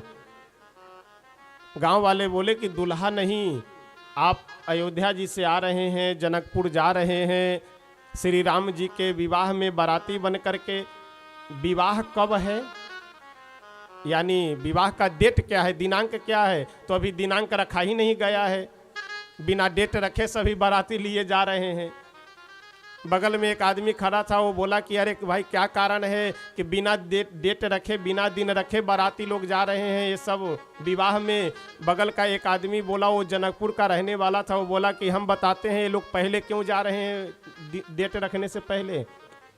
अयोध्या जी में तो कुछ खाने को मिलता नहीं है, सतुआ फाँक फाँक करके इन लोगों का जीवन बीतता है, तो कम से कम इसी बहाने सोचे कि चलो अब विवाह में डेट वहीं चल करके रखा जाएगा, पहुँच कर वहीं बढ़िया मलाई रबड़ी सब चलेगा, काटेंगे बैठ करके वहीं। अब विवाह जब होना होगा तब होगा, जब तय हो गया कि विवाह होना ही है तो चलो वहीं बढ़िया जनक जी का खजाना खाली करेंगे। यानी खाने के लिए सब जा रहे हैं पहले। अब बाराती लोग फिर फंसे कि अब दिन क्या बतावे। वशिष्ठ जी बोले कि ऐसा है, रास्ते में कोई भी कुछ पूछे, किसी से कोई बात नहीं करेगा, सब सीधा बोलेगा कि हमको बोलने से मना किया गया, किसी तरह पहले जनकपुर पहुँचो, नहीं तो पहुँच नहीं पाओगे सब लोग। जनकपुर में जब सभी बाराती पहुँचे तो जनक जी महाराज अपने सेवकों को भेज रहे हैं। गोस्वामी तुलसी बाबा बहुत सुंदर वर्णन करते हुए लिखते हैं कि जनकपुर की जो परंपरा है, उस परंपरा के अनुसार सबसे पहले सबको नाश्ता भेजा जा रहा है, बाल भोग भेजा जा रहा है। दधि चिउरा उपहार अपारा, दधि चिउरा उपहार अपारा, दधि चिउरा उपहार अपारा, चिऊरा उपहार अपारा, भरी भरी कांवरी चले कहारा, भरी भरी कांवरी चले कहारा। दधि चिऊरा उपहार अपारा, दधि चिऊरा उपहार अपारा। श्री जनक जी महाराज अपने सेवकों के हाथों बढ़िया दही चूड़ा भेजे, किस लिए? नाश्ता। अच्छा, आप जानते हैं कि सुबह लगभग 7 बजे के आसपास में लोग नाश्ता करते हैं, जिसको साधुशाही में बाल भोग कहते हैं। बाल भोग का मतलब कि छोटा बच्चा जितना खाता हो उतना होना चाहिए। सभी रसोइया बढ़िया एकदम बकैन गाय और भैंस का दूध, उसको भी मिट्टी के पात्र में बढ़िया गोईठी यानी कंडी पे, गोईठी पे खौला करके, और उसके बाद भी 3-4 घंटे तक बिल्कुल सोंध लगा करके और बढ़िया जामन दे करके, जोरन लगा करके, एकदम मीठा जोरन, बिल्कुल खट्टा नहीं, लगा करके दही। और किस पात्र में? मिट्टी के पात्र में। इस तरह का दही और चूड़ा भी बढ़िया बासमती धान का चूड़ा, और उसमें भी महीन चूड़ा, उसके साथ करेले का अचार, नींबू का अचार, मिर्चे का अचार, कटहल का अचार, और साथ में बढ़िया एकदम तिलका करके आलू का भुजिया, आलू की झूरी। अच्छा, ये सब सुन लीजिए, खाना हो तो अपने घर पे जा करके, अभी व्याख्या कर करके सुना दे रहे हैं, अपने घर पे व्यवस्था कर करके खा ले सकते हैं। वैसे यज्ञ में भी यहाँ भी दही चूड़ा की व्यवस्था है, लेकिन अचार मिक्स अचार चल रहा है, ये अलग अलग अचार नहीं है। और आज तो तस्मई पूरी साग बढ़िया डुबकी लगाना है तस्मई में। ये बाराती अवधवासी कभी आज तक इस तरह से दही चूड़ा खाए तो थे नहीं। अब जैसे पत्तल लगा करके सुबह में नाश्ते के समय सब बैठे खाने के लिए, सभी रसोइया बड़े ही कुशल सेवा भावी पत्तल लगा करके जब चूड़ा दिए, अवधवासी बोले कि ये क्या है? रसोइया लोग बोले कि ये हमारे यहाँ की परंपरा है, इसको चूड़ा बोलते हैं, और दही अभी आएगा और अचार वगैरह भी। बोले पता नहीं कैसा, थोड़ा सा रखो, एकदम जरा सा, ज़्यादा पहले देखते हैं, थोड़ा सा रखवाए। अच्छा, जैसे खाए तो आज तक तो कभी आंख देखे नहीं थे दही चूड़ा, पहली बार दही चूड़ा मिला। अब जैसे एक आध दो कौर खाए और सभी रसोइया लोग को बोले अरे लाओ लाओ लाओ लाओ इधर लाओ। अब बाल भोग का मतलब होता है थोड़ा सा, देखिए जैसे क्या का नाश्ता, नाश्ता मतलब थोड़ा सा, और ज़्यादा खाने को कहते हैं डिनर। और नाश्ते को इंग्लिश में क्या कहते हैं जानते हैं? ब्रेकफास्ट, यानी तेजी पे ब्रेक लगा करके खाना है, बहुत तेजी से नहीं खाना है, थोड़ा सा खाना है। लेकिन अब ये लोग ब्रेकफास्ट क्या करेंगे कि इन लोगों का तो डिनर और सब एक साथ है। अब एक बार पर्सन लिए दही चूड़ा का, फिर दोबारा पर्सन। अच्छा, रसोइया लोगों को यह आदेश है कि बाराती जो मांगे जैसे खाना चाहे वैसे खिलाओ, इनको मना नहीं करना है। अब रसोइया लोग भी परेशान की लगता है, कभी आंख नहीं देखे हैं अपने जीवन में दही चूड़ा, लेकिन अब चलो कोई बात नहीं, एक बार खाओ 2 बार खाओ, हमको क्या, हमको तो खिलाना है केवल। अब सुबह 7 बजे ये लोग दही चूड़ा बैठ करके खा लिए, नाश्ता कर लिए। नाश्ता क्या, वो पूरा वो राजभोग हो गया महाराज, वो बाल भोग नहीं रहा। जैसे 9 बजा वैसे बाराती लोग आकर के बोले कि हे रसोइया लोग, हम लोग फिर नाश्ता करेंगे। रसोइया लोग बोले कि अजीब आदमी है, बताओ अभी 2 घंटे पहले ये नाश्ता किए हुए, तो फिर 9 बजे नाश्ता करेंगे। लेकिन अब कुछ कह तो नहीं सकते हैं कि नहीं खिलाएंगे। ठीक है महाराज बैठो, फिर करा रहे हैं नाश्ता। और फिर पत्तल लगा करके बढ़िया नाश्ता परोसा गया, और 9 बजे नाश्ता किए। और नाश्ता भी अकेले नहीं, एक बार नहीं, 1 बार 2 बार 3 बार प्रसन्न ले करके 9 बजे नाश्ता किए। अच्छा, जब 11 बजे गया तो 11 बजे आप जानते हैं भोजन का समय होता है। लेकिन 11 बजे फिर ये बाराती लोग रसोईया लोगों को बुलाए। अब रसोईया सब सोचे कि शायद भोजन के लिए बोलेंगे, लेकिन फिर बाराती लोग बोले कि हे रसोईया महाराज, हम लोग नाश्ता ही करेंगे आज, फिर से एक बार नाश्ता करवा दीजिए। उधर जनक जी महाराज देखे कि अजीब स्थिति है, रसोईया सब गया सो अभी तक लौट करके आया नहीं, क्या बात है, कहीं इधर उधर तो नहीं चला गया। अपने मंत्रियों को भेजे कि जा करके जरा पता तो लगाइए, जरा जा करके पता तो लगाइए कि कहीं रसोईया इधर उधर तो नहीं चले गए। मंत्री लोग गए 11 बजे, तो देख रहे हैं पत्तल लगा करके सभी बाराती नाश्ता कर रहे हैं। मंत्री लोग तो डांटते हुए बोले कि मूर्ख कहीं का, नाश्ता सुबह 7 बजे कराया जाता है कि 11 बजे तुम लोग ये बाल भोग करा रहे हो, नाश्ता करा रहे हो। रसोईया लोग हाथ जोड़ के बोले कि महाराज ये तीसरी बार नाश्ता हो रहा है इन लोगों का, अबे पता नहीं जीवन में दही चूड़ा खाए हैं कि नहीं खाए हैं, अब ये लोग तीसरी बार नाश्ता कर रहे हैं तो हम क्या कर सकते हैं। मंत्री लोग तो हंसने लगे और हंसते हुए सभी मंत्री जा करके जनक जी पूछे कि क्या हुआ, वो लोग भोजन नहीं करेंगे, बारातियों की भोजन की क्या व्यवस्था हुई। मंत्री लोग बोले कि महाराज मत पूछिए, अरे वो लोग तो दही चूड़ा ऐसे खा रहे हैं, ऐसे खा रहे हैं कि जन्म दरिद्र मनहु निधि पाई, जन्म जन्मांतर के दरिद्र बहुत बड़ी संपत्ति पा गए हो, इससे दही चूड़ा। रसोईया लोग बता रहे थे कि सुबह 7 बजे नाश्ता किए, फिर 9 बजे दही चूड़ा खा रहे हैं, फिर 11 बजे दही चूड़ा खा रहे हैं।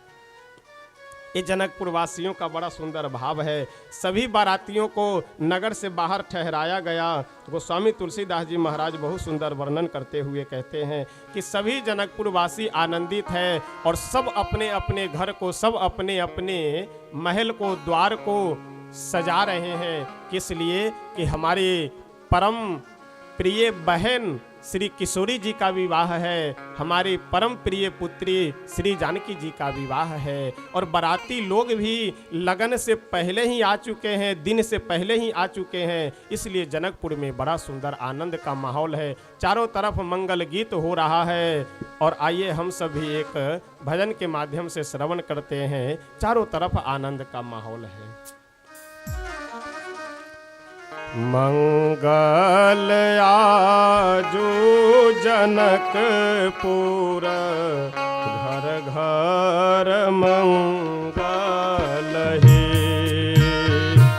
मंगल आजू जनकपुर, घर घर मंगल हे। आहे मंगल तनिऊ बितान, गान धुनि मंगल हे। आहे मंगल तनिऊ बितान, गान धुनि मंगल हे। मंगल बाजन बाजहि, सुर नभ मंगल हे। मंगल बाजन बाजहि, सुर नभ मंगल। आहे मंगल वस्तुलय साजहि, मिली सब मंगल हे। आहे मंगल तनिऊ बितान, गान धुनि मंगल हे।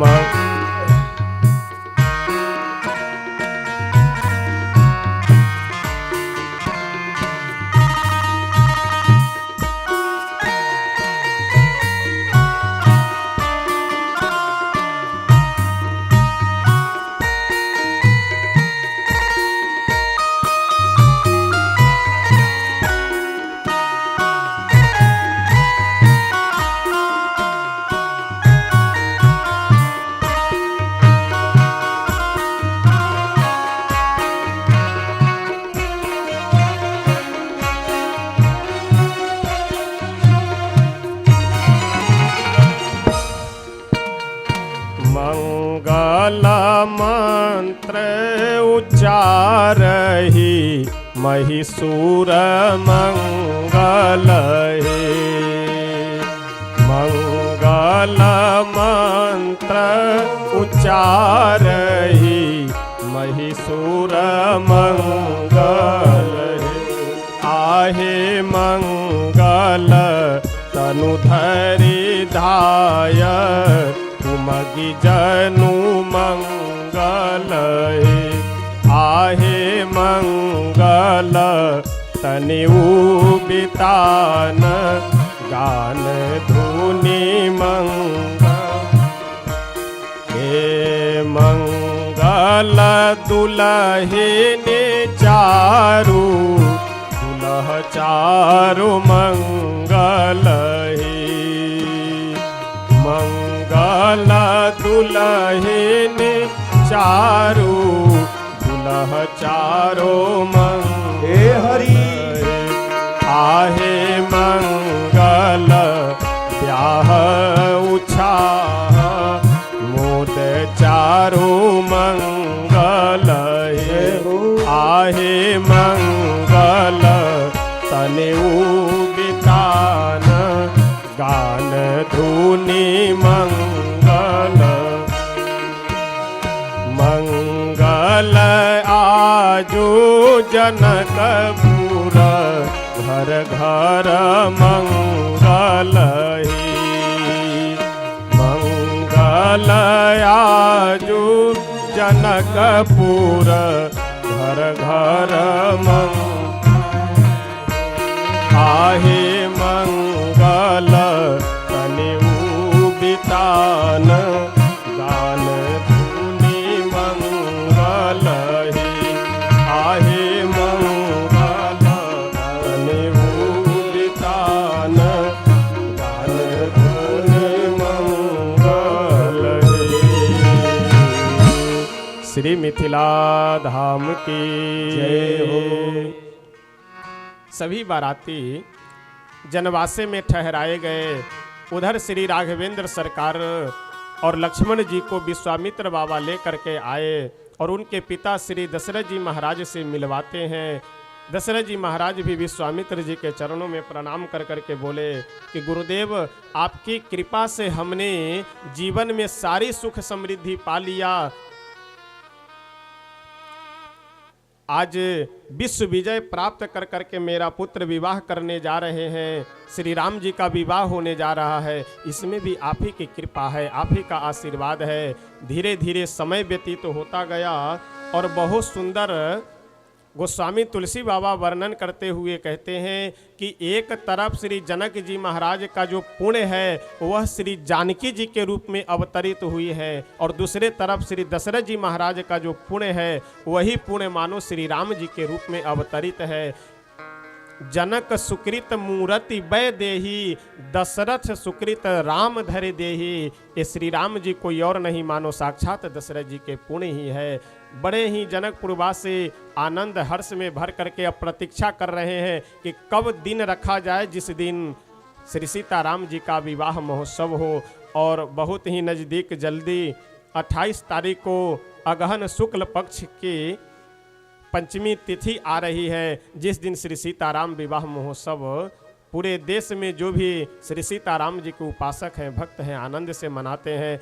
बढ़िया अगहन का महीना, शुक्ल पक्ष का पक्ष और शुक्ल पक्ष में भी पंचमी तिथि को दिन रखा जाता है। गोस्वामी तुलसी बाबा वर्णन करते हुए बहुत सुंदर कहते हैं, मंगल मूल लगन दीन आवा, मंगल मूल लगन दीन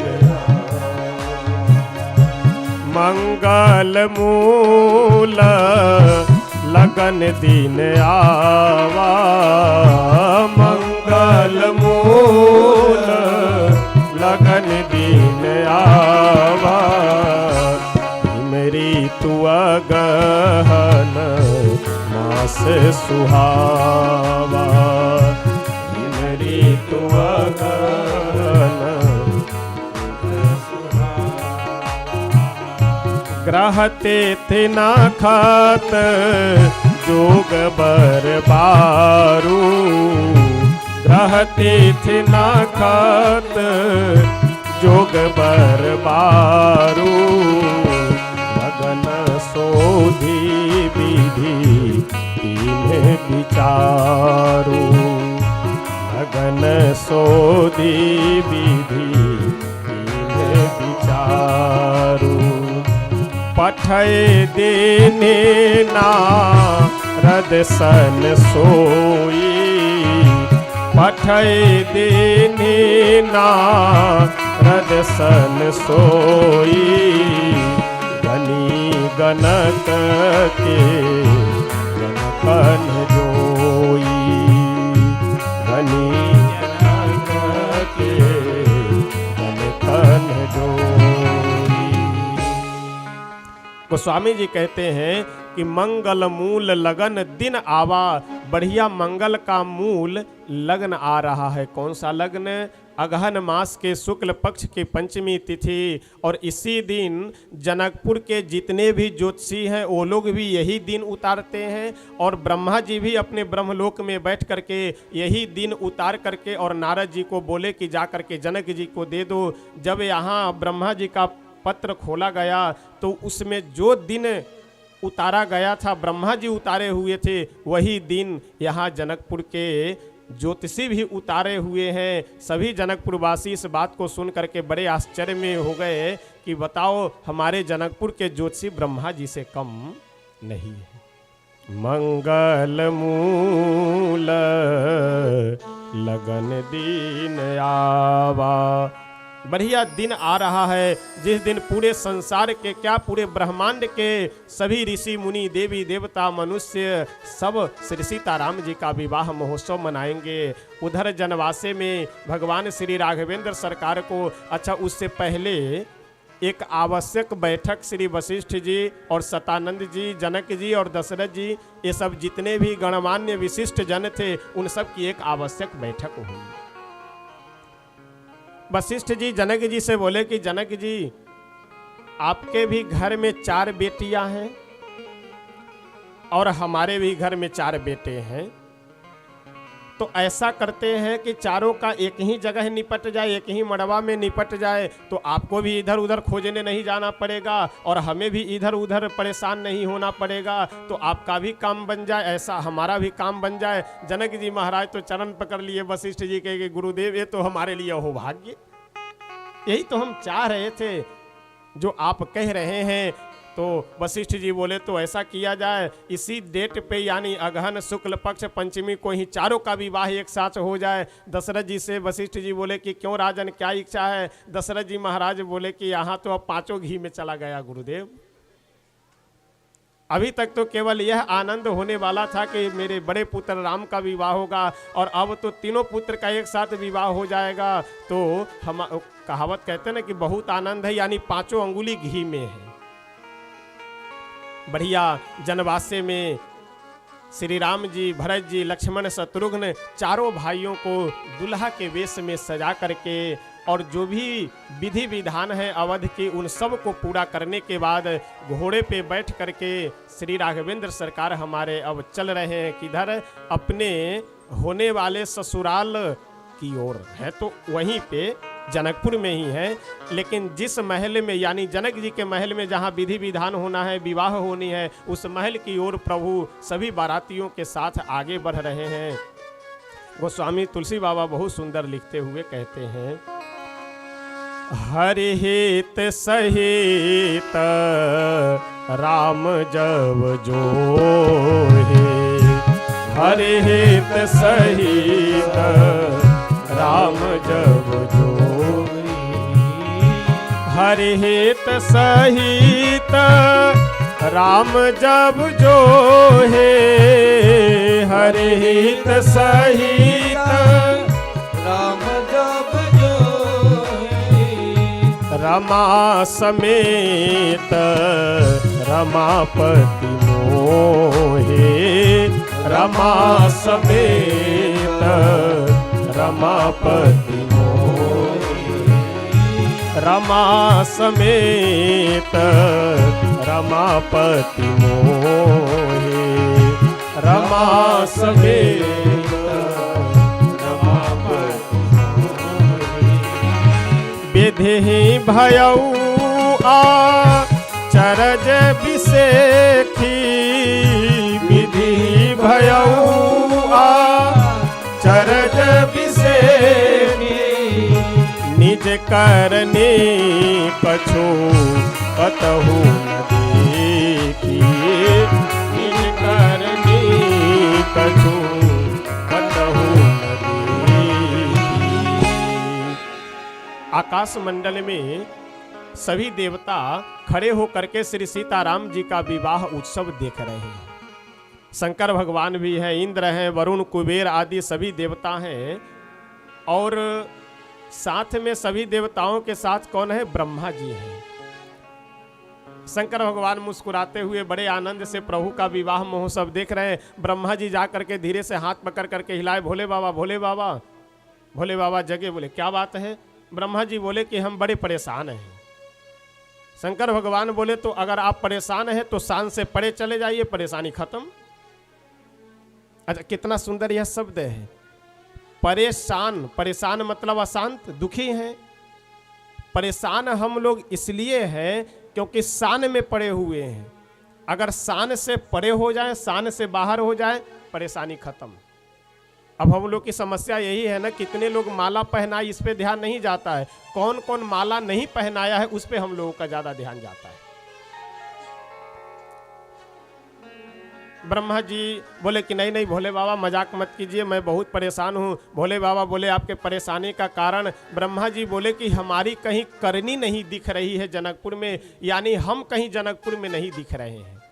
यानी जनकपुर में जो सजावट है, जो भी वहाँ की व्यवस्थाएं हैं, वो सब अलौकिक है, यानी ब्रह्मा जी के सृष्टि से अलग की व्यवस्था है। अच्छा, एक बात मैं निवेदन करूँ आप सबसे, जरा ध्यान से श्रवण कीजिए। मनुष्य की बनाई हुई व्यवस्था में हमेशा लेटेस्ट मॉडल की आवश्यकता पड़ती है। जैसे कोई आदमी स्कॉर्पियो ले रहा हो, वह आपसे आकर के बतावे कि भाई साहब हम स्कॉर्पियो लिए हैं, तो उनसे अगर आप यह कहिए कि अरे क्या स्कॉर्पियो, बहुत पुरानी 10-15 वर्ष की गाड़ी है, वही स्कॉर्पियो ले रहे हैं, तुरंत वह आपको समझाते हुए अरे नहीं नहीं ये लेटेस्ट मॉडल गाड़ी आई है मार्केट में। यानी मनुष्य की बनाई हुई व्यवस्था में हमेशा लेटेस्ट मॉडल की आवश्यकता पड़ती है, लेकिन भगवान की बनाई हुई व्यवस्था में कोई लेटेस्ट मॉडल की आवश्यकता नहीं है। यानी हमारा आपका जो शरीर है, ये शरीर क्या है? भगवान का बनाया हुआ सामान है, बनाया हुआ शरीर है। इसमें कोई लेटेस्ट मॉडल, अगर थोड़ा मॉडल बिगड़ जाए, यानी एक नस अपने जगह से थोड़ा सा आधे इंची भी इधर उधर हो जाए, तो तुरंत हम लोग डॉक्टर के पास पहुंच करके यही कहते हैं कि जैसा मेरा मॉडल पहले था वैसे बना दीजिए। एक बार एक भक्त किन्हीं संत से जाकर के पूछे कि महाराज जी एक बात बतावे, मनुष्य को सुनने के लिए तो यहाँ पे एक छोटा सा छिद्र कर देते ब्रह्मा जी, वही पर्याप्त था। ये जो ऊपर का सिस्टम है कान का, ये तो फालतू का बना दिए। अच्छा, अगर विचार कर करके देखा जाए तो ये जो कान का ये पूरा ऊपर का जो सिस्टम है, सिस्टम फालतू है कि नहीं है? सुनने के लिए एक पतला सा छोटा सा महीन सा छिद्र हो जाए, बात खत्म। महात्मा जी मुस्कुराते हुए बोले कि तुम मूर्ख हो, तुम्हें पता नहीं है, ब्रह्मा जी बहुत बुद्धिमान हैं। उन्हें पहले से बात ज्ञान हो गया था कि जब मनुष्य बूढ़ा होगा तो आंख से कम दिखाई पड़ेगा, और आंख से कम दिखाई पड़ेगा तो चश्मा लगाएगा, और चश्मा लगाएगा तो हैंडल कहाँ रखेगा चश्मा का, अगर ये सिस्टम नहीं बनाएंगे तो।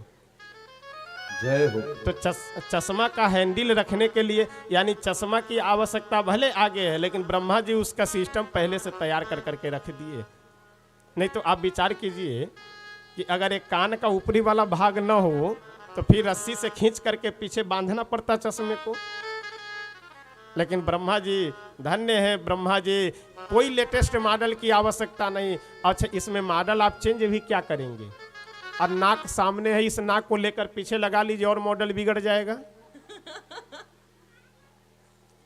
तो यह भगवान की व्यवस्था है, भगवान का बनाया हुआ यह शरीर, कोई लेटेस्ट मॉडल की जरूरत नहीं।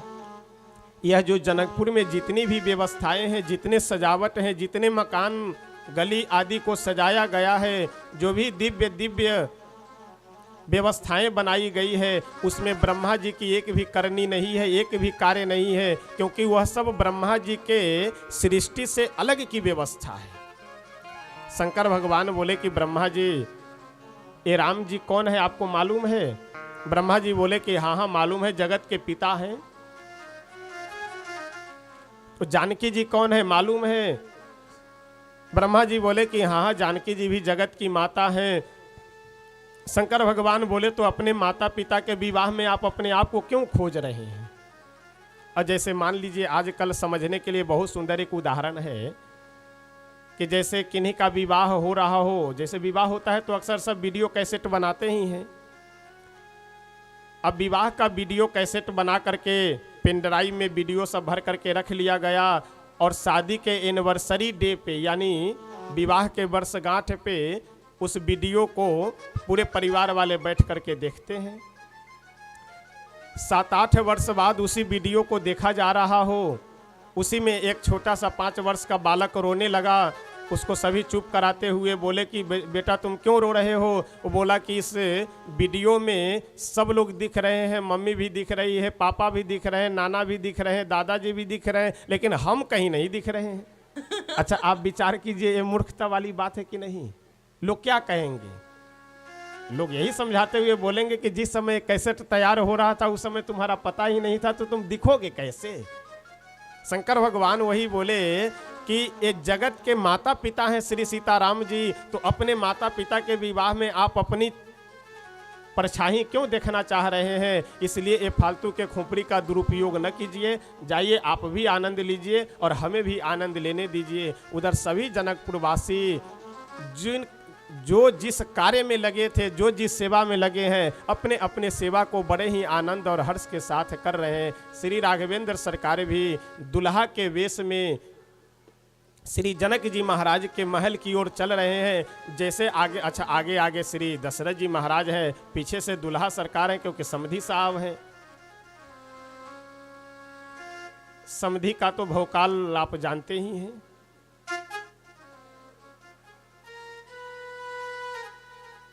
दशरथ जी महाराज आगे बढ़ रहे हैं, गए तो एक बड़ा ही दिव्य और आलीशान महल दिखाई पड़ा। उसी दरवाजे पे जा करके बाजे वाले को बोले कि बजाओ बाजे, यानी दूरा लगाना पड़ा। दूरा लगाना कहते ना, द्वारचार। अंदर से एक आदमी बूढ़ा बाहर निकल करके आया और बोला कि महाराज यहाँ क्यों बाजे बजवा रहे हैं? दशरथ जी बोले कि क्या बात कर रहे हो? अरे हम जनक जी के दरवाजे पे आए हैं, वो विवाह करवाने के लिए अपने पुत्र का, तो इसलिए दूरा लगवा रहे हैं। वह बुजुर्ग बोले कि महाराज ये जनक जी का दरवाजा नहीं है, जनक जी के यहाँ डोम का कार्य करने वाले उनके एक सेवक का यह महल है। अब जनक जी तो घबराए, अरे राम राम, जनक जी के सेवक का इतना महल, इतना बड़ा महल। वहां से जब आगे बढ़े तो दशरथ जी बोले कि ऐसा है, 2-4 यहाँ के नगर निवासियों को पकड़ो, नहीं तो पता लगे कि कभी जनक जी के डोम के दरवाजे पे दूरा लगा रहे हैं, तो पता लगे कभी जनक जी के नाव के यहाँ पे दूरा लगाने लगे तो नाक कट जाएगी। 2-4 यहाँ के लोकल लोगों को पकड़ो और पकड़ करके सीधे जनक जी के दरवाजे पे चला जाए। बड़े ही आनंद में भर करके श्री राघवेंद्र सरकार जनक जी के महल के द्वार पे खड़े हैं। और नियम यह है कि लड़की की माँ ही परीक्षण करने के लिए सबसे पहले दूल्हे का आती है। उसी क्रम में श्री सुनैना जी अपने होने वाले दामाद हो ही चुके हैं, अब होने वाले क्या हैं, श्री राघवेंद्र सरकार का परीक्षण करने के लिए आ रही है। आइए हम सब बड़े ही आनंद में भर करके एक भजन श्रवण करते हैं कि श्री सुनैना मैया आनंद में भर करके परीक्षण करने आ रही है। दुल्हा आए दुअरी आए, देखो देखो गोरिया। जितनी भी सखियां हैं श्री सुनैना जी के साथ वे सभी गा रही है कि अरे सखी देखो तो सही कैसे दिव्य और अद्भुत दुल्हा आज हमारे जनक जी के महल के पास पधारे हैं।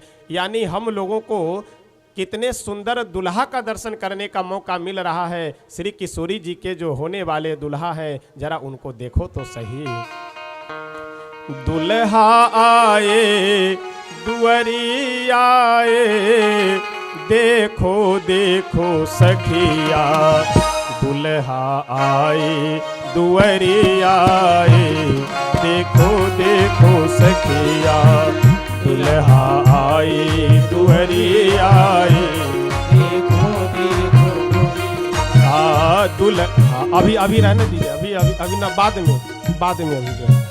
दुल्हा आई दुअरिया आए, देखो देखो सखिया दुल्हा आई दुअरिया हो, देखो देखो गोरिया। देखो सखिया देखो देखो सखिया, देखो देखो सखिया, देखो सखिया देखो देखो सखिया, देखो देखो दुल्हा आए दुअरिया आए, देखो देखो सखिया दुल्हा आए दुअरिया हो, देखो देखो घोड़वा चढ़ल दुल्हा आए दुअरिया, घोड़वा चढ़ल दुल्हा आए दुअरिया। घोड़वा चढ़ल दुल्हा आए दुअरिया, घोड़वा चढ़ल दुल्हा आए दुअरिया। घोड़वा चढ़ल दुल्हा आए दुअरिया, घोड़वा चढ़ल दुल्हा आई दुअरिया। बाजा बजे घन घोरी आए, देखो देखो सखिया बाजा बजे घन घोरी आए, देखो देखो दुल्हा आई दुअरिया आए, देखो देखो सखिया दुल्हा आई दुअरिया आए, देखो देखो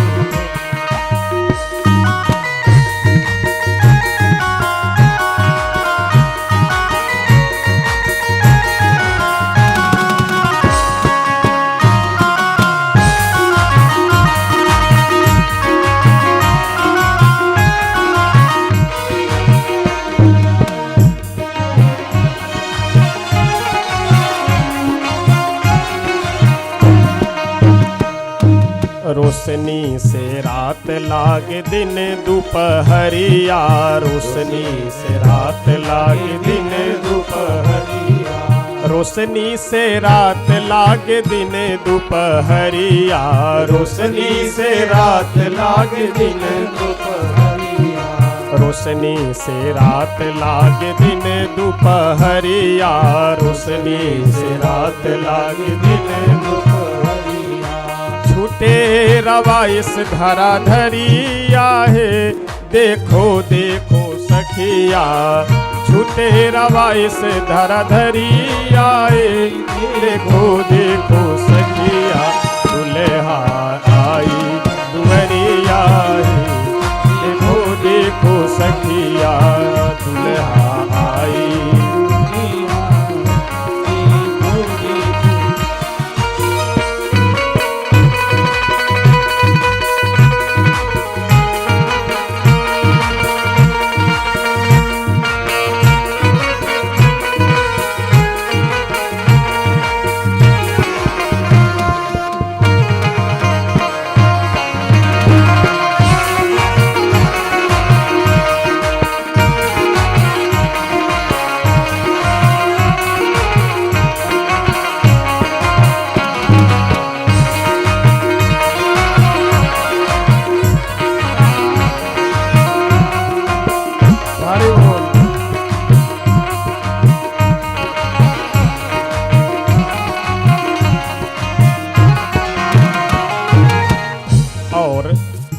हमारे श्री राघवेंद्र सरकार तो एक वैसे ही संकोची स्वभाव के हैं, और उसके बाद घोड़े पे यानी सबसे ऊंचे आसन पे बैठे हैं, और उसमें भी दुल्हा बन करके ससुराल में जहां लगभग सब मजाक करने वाले ही हो, और वहाँ पे कुछ मिथिला के नगर निवासी कुछ मजाक करते हैं, कुछ व्यंग करते हैं, तो श्री दुल्हा सरकार मुख पे रूमाल रख करके मुस्कुरा रहे हैं।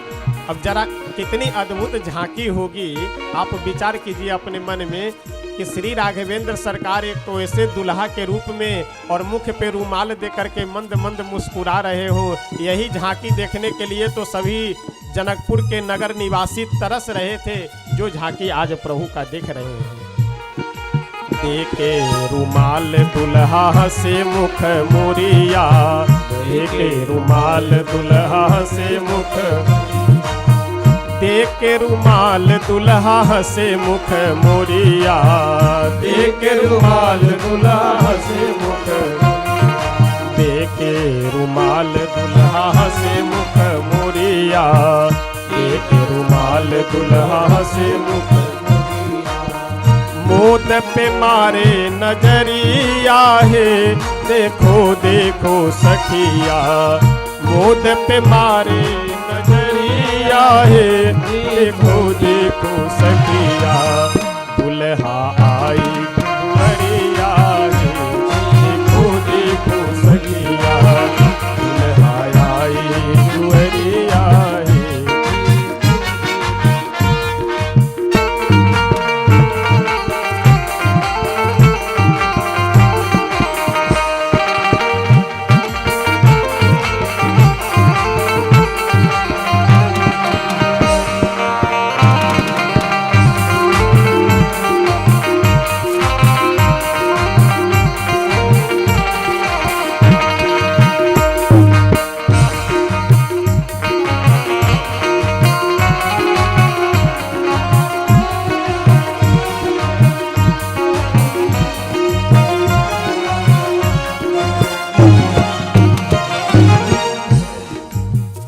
अब यहाँ भजन की अंतिम पंक्ति में श्री मोद लता जी बहुत सुंदर लिखते हुए कहते हैं कि श्री सुनैना मैया जब अपने दामाद का परीक्षण करने के लिए गई तो श्री राघवेंद्र सरकार हमारे इतने सुंदर हैं, इतने सुंदर हैं कि उनको कोई एक बार व्यक्ति देख ले तो अपना बिल्कुल तन मन भूल जाता है। और सुनैना मैया यह सोच करके कि कितना बड़ा मेरा सौभाग्य है कि हमारी पुत्री के भाग्य में इतने सुंदर वर हैं, यानी हमें इतने सुंदर दामाद मिले हैं। अब इतने सुंदर दामाद को देख करके सुनैना जी भूल गई, उनको अपने शरीर का होश रहा ही नहीं। तो जैसे आरती का यह नियम है कि 2 बार घुमाया जाए, 3 बार, 5 बार, 7 बार घुमाया जाए, हो गया। लेकिन अब सुनैना मैया भूल गई, उन्हें होश ही नहीं रहा। अब आरती घुमाए जा रही है, घुमाए जा रही है। जब 20-25 बार हो गया तो आसपास में जो सखियाँ खड़ी थी सुनैना जी की, वो इशारा करते हुए बोली, महारानी 20 से ऊपर हो गया, अब रहने दीजिए, नहीं तो लोग हंसने लगेंगे।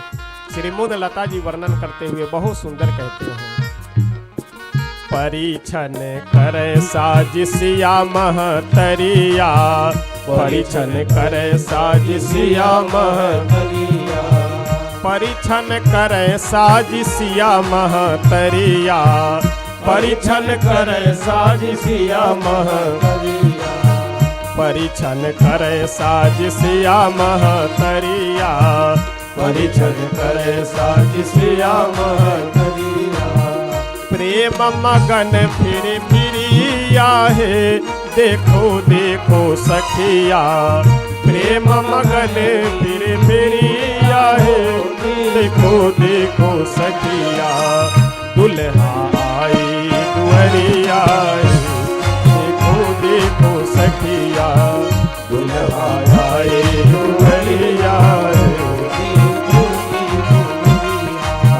दुल्हा आई दुहरिया है, देखो देखो सखिया, दुल्हा आई दुहरिया हो, देखो देखो सखिया, देखो सखिया, देखो देखो सखिया, देखो देखो सखिया, देखो सखिया, देखो देखो देखो सखिया,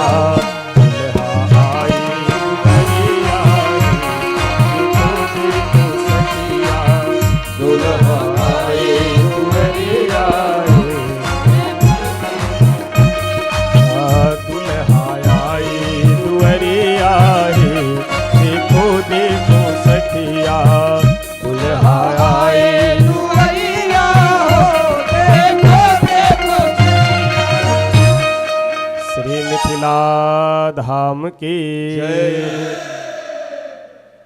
बड़े ही आनंद के साथ अच्छा सुनैना मैया आज अति प्रसन्न है, क्योंकि इतने सुंदर बहुत कठिनाई के बाद सबसे पहले तो धनुष तोड़ना मुश्किल था, धनुष टूट गया तो परशुराम बाबा आ गए, लेकिन सभी समस्याओं से निकल करके आज इतना सुंदर दृश्य उपस्थित हुआ है। सभी जनकपुरवासी आनंद ले रहे हैं।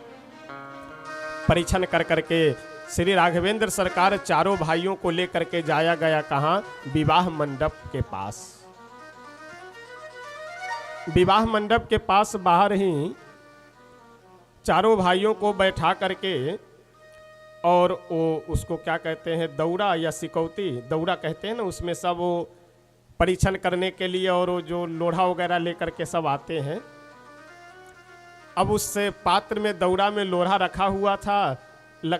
लक्ष्मण जी उस पात्र में यानी दौरा में लोढ़ा देख करके प्रभु से पूछते हैं कि भैया ये लोढ़ा कुछ समझ में नहीं आ रहा है, कुछ मामला कहीं कुछ इधर उधर तो नहीं। प्रभु बोले अब हमें भी तो पता नहीं है कि अब, क्योंकि अयोध्या जी में तो ये सब परंपरा है नहीं अपने यहाँ, इसलिए कभी देखे सुने हो। अब यहाँ ये सब काहे के लिए लोढ़ा लेकर के आई है, अब देखो क्या होता है आगे।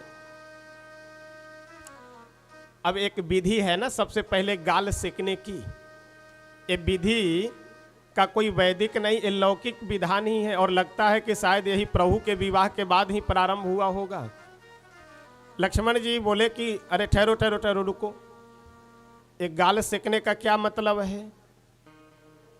इसके पहले कारण तो कुछ बताओ, क्योंकि ये कोई वैदिक पूजा पद्धति में तो है नहीं कि गाल सेकना कोई विधि हो, कोई विधान हो, कोई पूजा पद्धति हो। जनकपुर की सखिया बोली कि ऐसा है दूल्हा सरकार, ये विधि अभी तक नहीं थी, लेकिन ये विधि हम लोग अब आज से शुरू कर रही हैं, आज से बनाई है। किस लिए? क्योंकि आप जब से जनकपुर आए हैं तब से गाल बजा रहे हैं, तो अब आज के बाद में गाल न बजावे, इसलिए गाल की सेकाई की जा रही है। जय हो। ये ससुराल है, इस ससुराल में तो अच्छे अच्छे आ करके सरेंडर कर देते हैं अपने आप को। तो आप किस खेत की मूली है, इसलिए अब भलाई इसी में है कि अपने आप को सरेंडर कर दीजिए। और आप जानते हैं ससुराल का महाराज बड़ा महत्व है। इस संसार में दो ही का महत्व है, या तो चार धाम यात्रा का, नहीं तो ससुराल की यात्रा का। जो है ससुराल की यात्रा भी चार धाम की यात्रा होती है।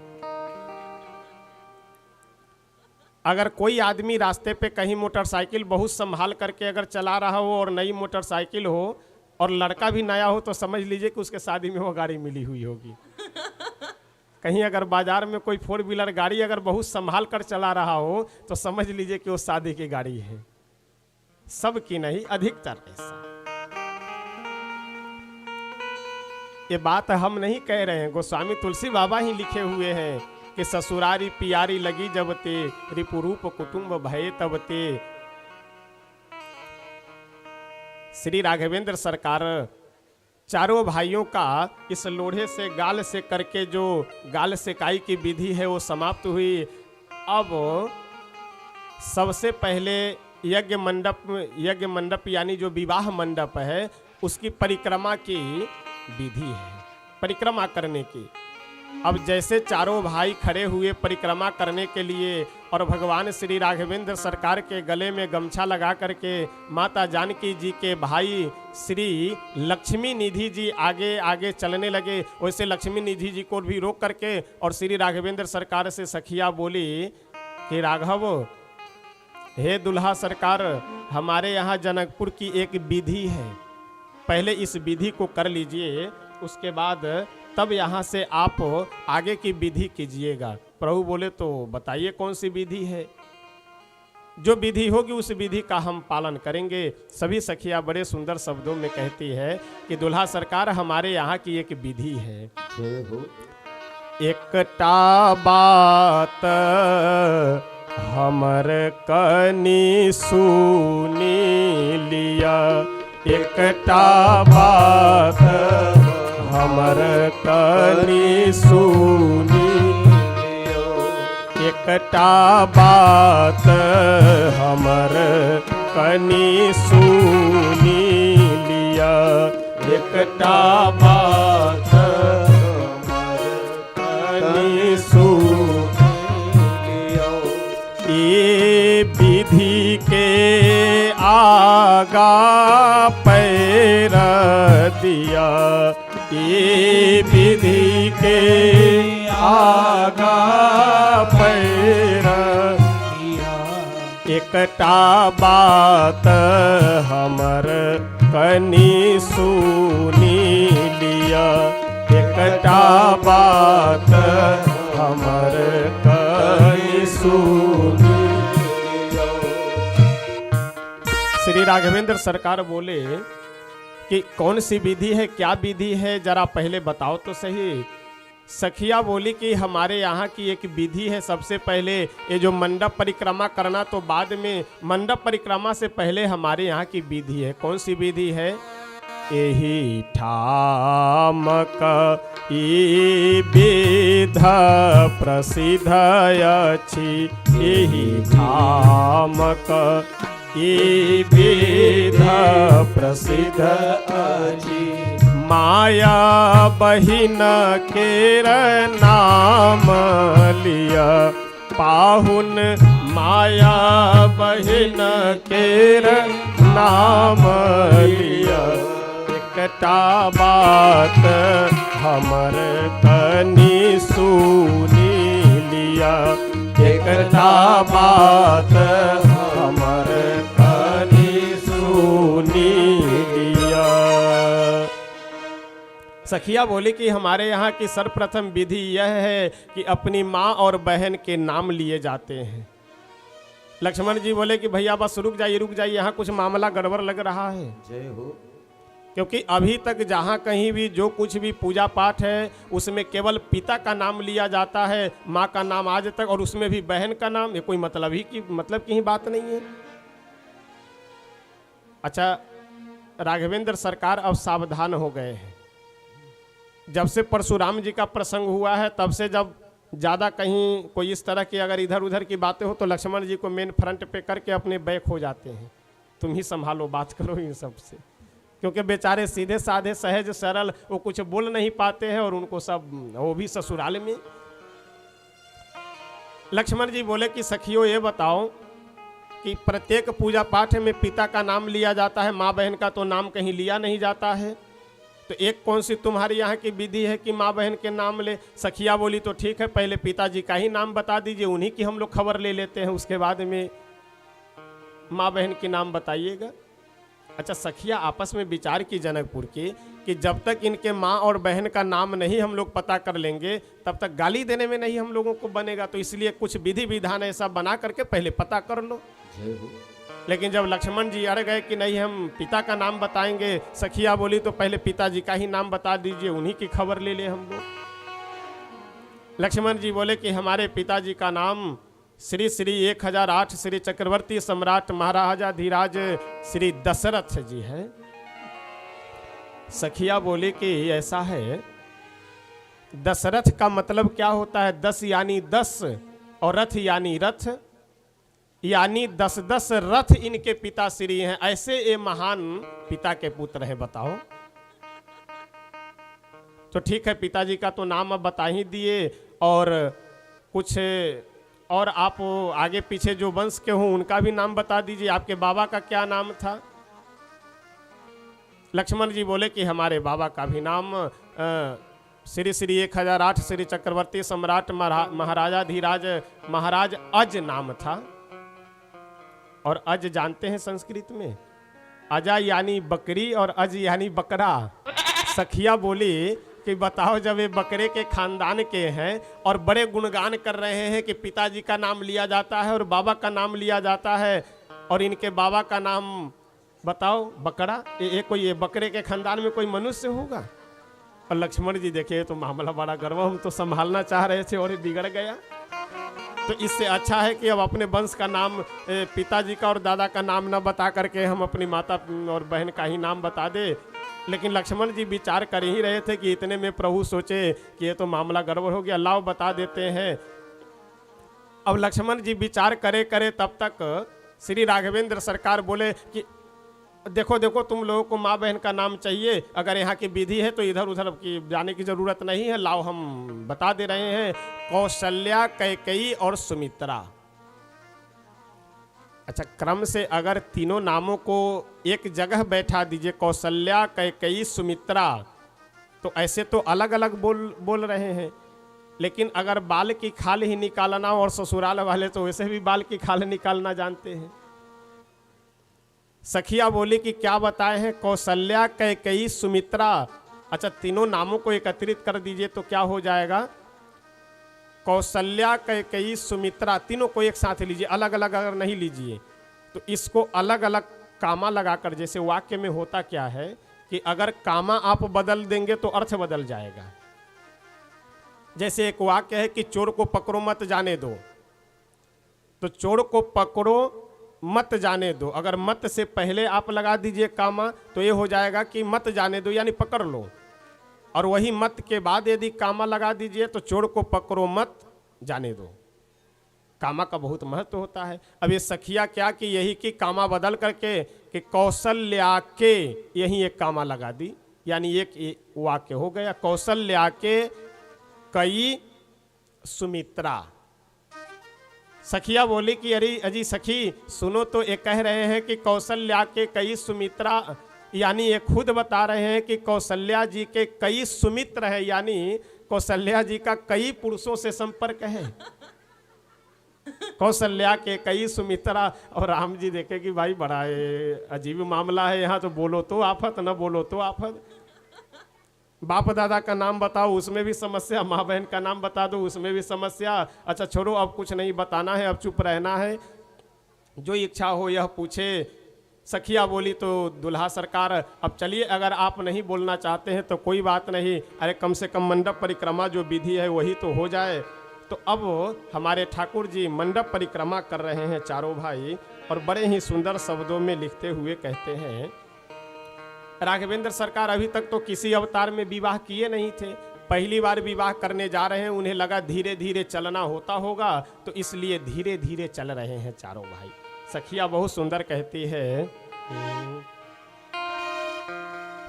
सखी हे रस रस पाहुन चलई छथि कोना, सखी हे रस रस पाहुन चलई छथि कोना, सखी कोल्हुआ के बरद घुमैया जेना, सखी कोल्हुआ के बरद, सखी रस रस पाहुन चलई छथि कोना, सखी रस रस पाहुन चलई छथि कोना, सखी रस रस पाहुन चलई छथि कोना, सखी रस रस पाहुन चलई छथि कोना, सखी कोल्हुआ के बरद घुमैया जेना, सखी कोल्हुआ के बरद घुमैया जेना।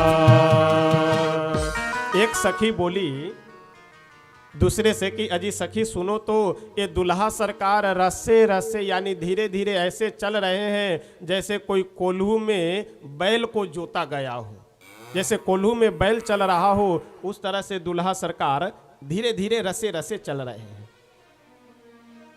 अब भरत जी आए सामने, प्रभु से बोले कि प्रभु ये तो आपका घोर अपमान हो रहा है, यानी आप साक्षात परब्रह्म परमात्मा और ये अज्ञानी महिलाएं आपको कोल्हू का बैल बता रही है। प्रभु बोले कि ऐसा है, जो बता रही है चुपचाप सुन लो, इससे उलझो मत, नहीं तो जो कुछ बात बनी बनाई है वो भी बिगड़ जाएगी। भरत जी बोले कि नहीं नहीं, हम तो अवश्य पूछेंगे कि कोल्हू का बरद आपको बोल कैसे रही है, बैल कैसे बता रही है। प्रभु बोले तो अगर बहुत इच्छा है फरियाने का तो जाओ बात कर लो, देख लो, लक्ष्मण तो नाक कटाई चुके हैं, हम भी तो नाक कटाई चुके हैं, तो तुम काहे बचोगे, तुम भी नाक कटा लो। भरत जी जा करके बोले कि सखियों आप सब जरा हमसे यह बताओ कि हिनका कोल्हुआ के बरद कहलियन कोना, हिनका कोल्हुआ के बरद कहलियन कोना। सखिया क्या बोलती है, हम कहले अनैना, हम कहले अनैना, 84 लाख में त जीव के पेर थी देना, 84 लाख में त जीव के पेर थी देना। भरत जी बोले कि आप लोग किस न्याय से हमारे भैया को कोल्हू का बैल बता रही हो। सखिया बोली कि हे भरत लाल जी, आपको पता ही नहीं है कि आपके भैया हैं कौन। भरत जी बोले बिल्कुल हमको पता है, परब्रह्म परमात्मा है, ईश्वर है, भगवान है। जनकपुर की सखिया बोली तो जब ये भगवान है तो इस संसार को बनाए कौन है? बोले भगवान बनाए हैं। इस संसार में जो 84 लाख योनि है इन सभी जीवों का निर्माण कौन किए? भरत जी बोले भगवान किए हैं।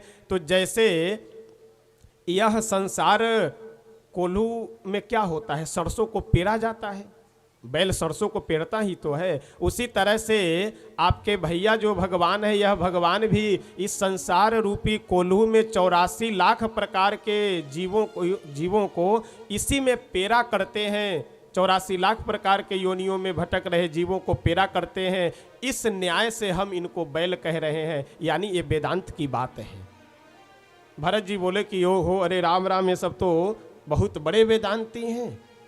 हम तो इन लोगों को अज्ञानी समझ रहे थे, लेकिन ये सब तो बड़े वेदांती है। अब प्रभु को लगा कि धीरे धीरे नहीं चलाना चाहिए, हो सकता है यहाँ की कहीं विधि हो कि तेजी में चला जाए। अब जैसे श्री राघवेंद्र सरकार हमारे तेजी में चलने लगे तो सखिया तुरंत कहने लगी, अरे अजी देखो देखो देखो, तो दुल्हा सरकार ऐसे चल रहे हैं। कैसे चल रहे हैं? सखिया बहुत सुंदर कह रही है। सखी है देंगना महार पाहुन चलै छथि कोना, सखी देंगना महार पाहुन,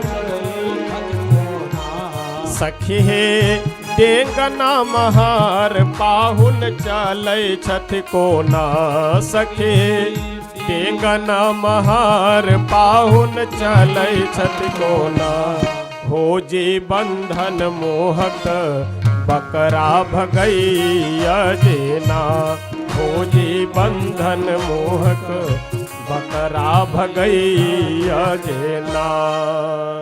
सखी बोली कि अजी देखो तो दुल्हा सरकार इस तरह से तेजी में भाग रहे हैं, चल रहे हैं कि जैसे कोई खूंटी उखाड़ करके बकरा भाग रहा हो।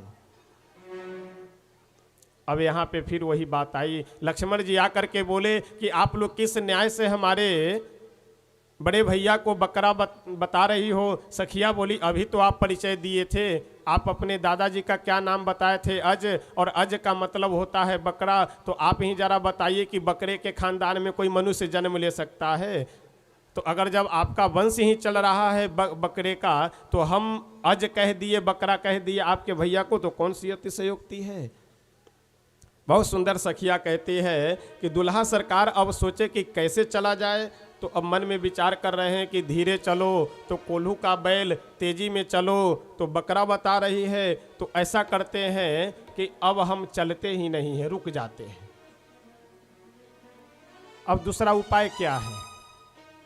प्रभु अपने मन में विचार किए कि अब रुक जाएंगे, अब चलना ही नहीं है।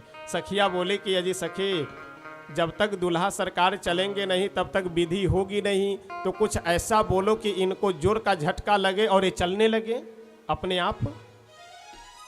तो सखिया बहुत सुंदर कह रही है कि अजी सखी देखो तो दुल्हा सरकार ऐसे आंगन में खड़े हैं, कैसे खड़े हैं कि जैसे कोई खंभा खड़ा हो, गड़ा हुआ हो, उस तरह से दुल्हा सरकार खड़े हैं।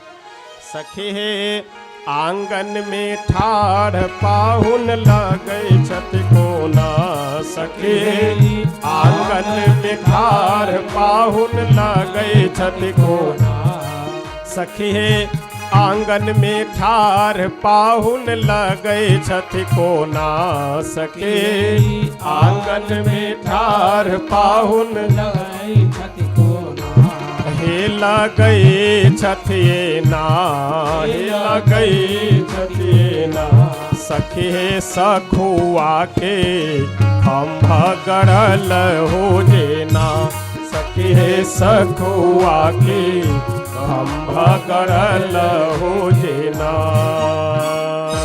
सखिया बोली कि दुल्हा तो ऐसे आंगन में सीना तान कर खड़े हैं कि जैसे कोई बहुत पुराना सखुआ का खंभा गड़ा हुआ हो। भगवान भी मन में विचार किया कि अजीब मुसीबत है, धीरे धीरे चलो तो कोल्हू का बैल, तेजी में चलो तो बकरा, और खड़े हो जाओ तो सखुआ का खंभ। अब तो एक ही उपाय बचा है, या तो बैठ जाओ नहीं तो लेट जाओ, और दूसरा कौन सा उपाय है। प्रभु बोले कि अब बड़ी आफत है, क्या किया जाए। इतने में एक सखी बाहर से आई और सखियों से बोली कि तुम लोग दुल्हा को किसी भी स्थिति में चैन से नहीं रहने दोगी। सभी सखियां बोली कि चैन मिलेगा, लेकिन इस ससुराल में दुल्हा को अपने से नहीं चलना है। वो सखी बोली कि दुल्हा धीरे धीरे चल रहे हैं तो तुम लोग बैल का कोल्हू बता रही हो, तेजी चल रहे हैं तो बकरा बता रही हो, नहीं चल रहे हैं तो सखुआ का खंभ बता रही हो, तो दुल्हा आखिर करें क्या, सो तो बताओ। सखिया बोली कि दुल्हा को कुछ नहीं करना है, हम अंगुली के इशारे से जैसे जैसे इनको बतावे, जब तेजी में चलने को बतावे तो तेजी में चले, जब धीरे बतावे तो धीरे चले। कितना सुंदर दृश्य है कि जो पूरे संसार को अपनी भ्रिकुटी मात्र के इशारे से चलाने वाले हैं, वह भगवान आज ससुराल में आकर, जनकपुर में आकर के यहाँ की अपनी लगने वाली साली यानी जानकी जी के सखियों के यानी जनकपुर वासियों के इशारे पे चल रहे हैं, इशारे में नाच रहे हैं। सखिया बहुत सुंदर कहती है, सखी है पूछती स्नेह लता चलता कोना, सखी पूछती स्नेह लता, दुल्हा कैसे चलेंगे वह तो बताओ। सखिया कहती है, हम अंगूर इशारा बतबियन जेना, हम अंगूर इशारा बतबियन जेना, सखी रस रस पाहुन चलई छत कोना, सखी रस रस पाहुन चलई छत कोना, सखी कोल्हू आके मरद घुमैया जेना, सखी कोल्हू आके मरद घुमैया जेना, सखी कोल्हू आके मरद घुमैया जेना। श्री दुल्हा दुल्हन सरकार की, श्री मिथिला धाम की।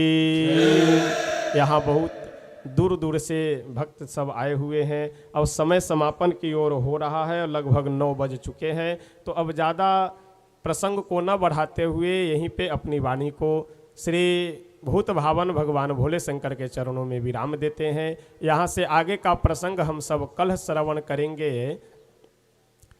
आइए अपने मन वाणी को पवित्र करते हुए प्रेम से श्री सीताराम भगवान को, श्री दुल्हा दुल्हन सरकार को अपने हृदयंगम करते हुए स्तुति और संकीर्तन करते हैं। उसके बाद हम सब आरती करेंगे।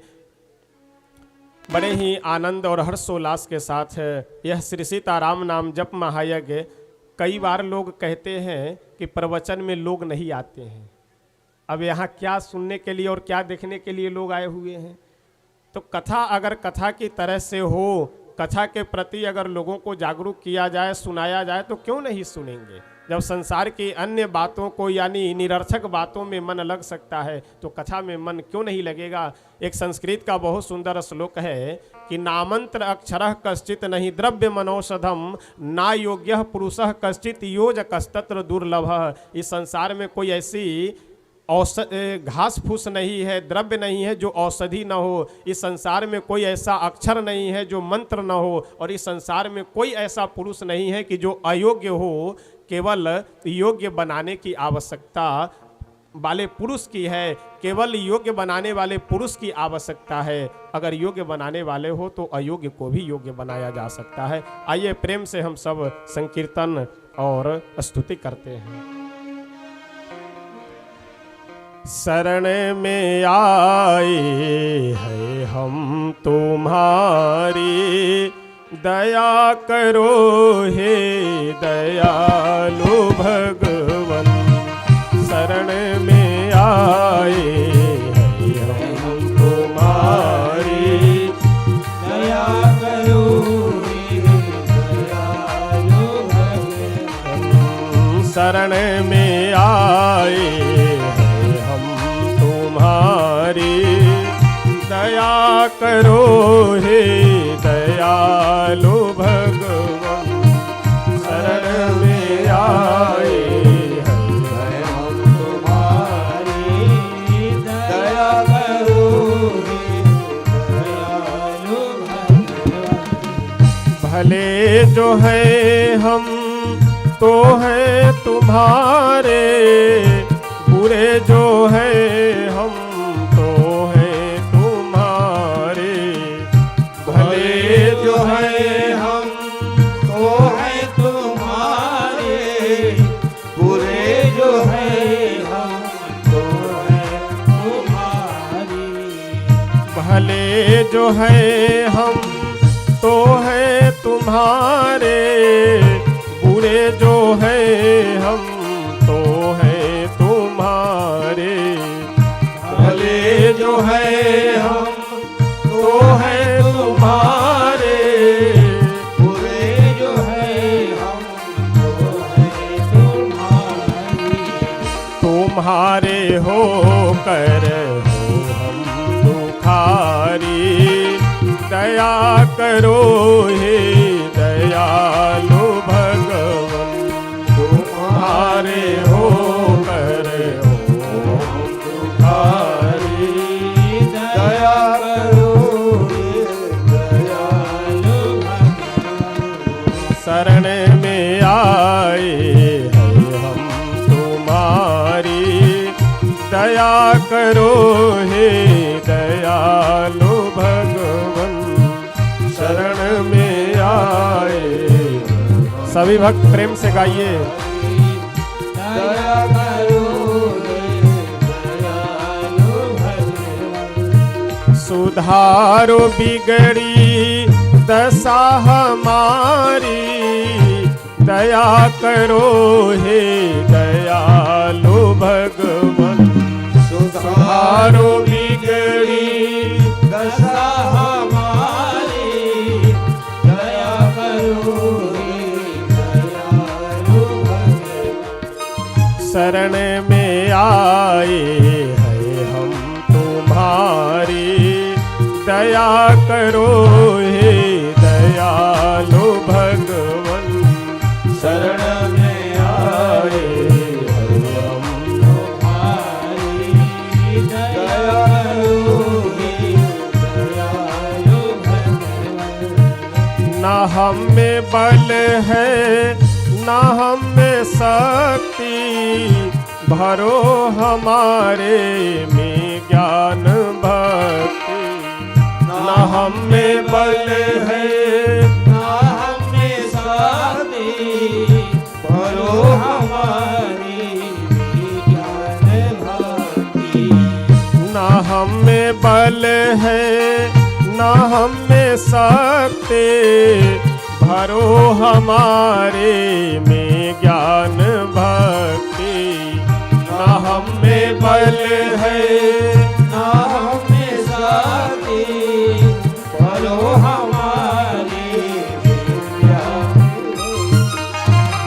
तभी कहाओगे तापहारी, दुआ करो हे दयालु भगवान। तभी कहाओगे तापहारी, दया करो हे दयालु भगवान। शरण में आए हैं हम तुम्हारी, दया करो हे दयालु भगवान। शरण में आए हैं हम तुम्हारी, दया करो हे दयालु भगवान। सुधारो बिगड़ी दशा हमारी, दया करो हे दयालु भगवान। सुधारो बिगड़ी दशा हमारी, दया करो हे दयालु भगवान। शरण में आए हैं हम तुम्हारी, दया करो हे दयालु भगवन, शरण में आए तुम्हारी दया करो हे दयालु भगवान। हरे राम राम राम सीता राम राम राम, हरे राम राम राम सीता राम हरे राम राम राम सीता राम राम राम, हरे राम राम राम सीता राम हरे राम राम राम सीता राम राम राम, हरे राम राम राम सीता राम राम राम हरे राम राम राम सीता राम राम राम, हरे राम राम राम सीता राम राम राम हरे राम राम राम सीता राम राम हरे राम राम सीता राम राम राम हरे राम राम राम सीता राम राम हरे राम राम राम सीता राम राम राम। श्री सीताराम नाम भगवान की। ऐसा है कि समय अधिक हो जाने के कारण मेरा ये विचार था कि प्रसंग अभी और आगे तक चलेगा, तो प्रसंग आगे तो गया नहीं, बस यही मंडप परिक्रमा पे ही रोक देना पड़ा। तो पुष्प की व्यवस्था की गई है बरसाने के लिए, तो आइए, अभी आरती तो हुआ नहीं है, तो एक दो पंक्ति गा लेते हैं, तब तक क्रम से जा कर के पुष्प जो है नीचे भी सभी श्रोताओं पे जो भी बैठे हैं लुटा दीजिए। आइए जरा फिर से अपने मन को लेकर के चलते हैं श्री सीताराम भगवान के विवाह महोत्सव में। जरा धैर्य धारण कर करके 5-10 मिनट, अगर बैठने में दिक्कत हो तो खड़े हो करके थोड़ा टहल करके फिर बैठ सकते हैं, कोई दिक्कत नहीं। अब वैसे ज़्यादा बैठना नहीं, बस 2 मिनट बैठिए, ये पुष्प की वृष्टि हो जाए, उसके बाद फिर हम सब आरती करेंगे।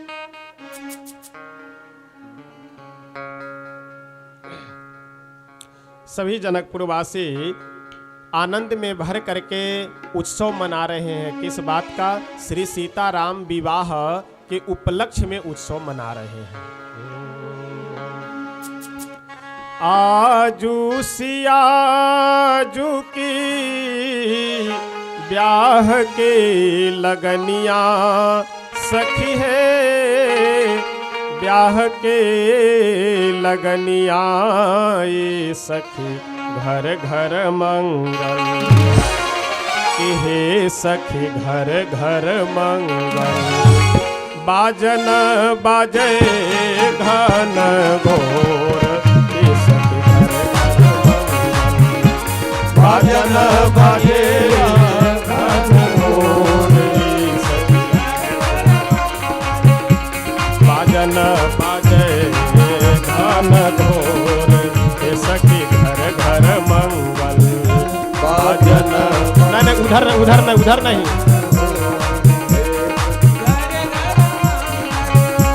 आजू सियाजू की ब्याह के लगन, आराम से फेंकिए। आजू सियाजू की ब्याह के लगनिया सखी है, ब्याह के लगनिया ये सखी घर घर मंगल। बाजन बाजे घन घोर, ये सखी घर घर मंगल। बाजन बाजे घन घोर।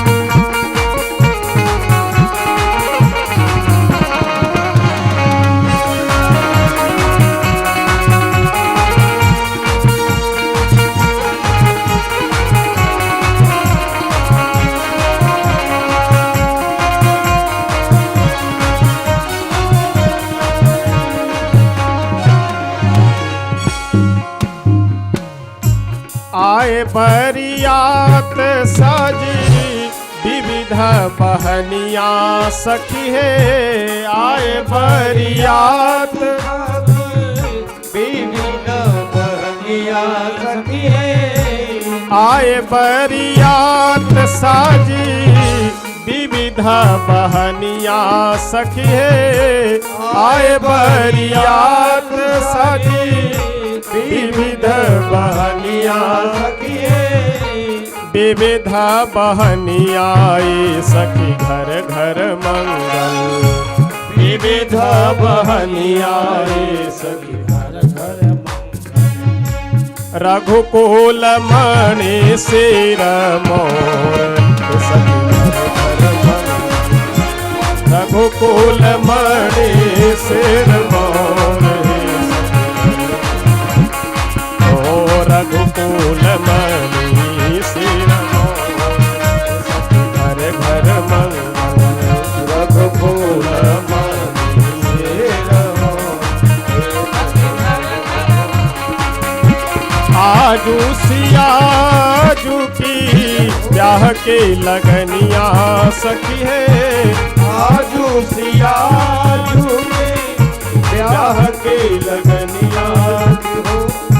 ब्याह के लगनिया सखी घर घर मंगल। ब्याह के लगनिया सखी घर घर मंगल। बाजन बाजे धन घोर सखी घर घर मंगल। बाजन बाजे धन घोर सखी घर घर मंगल।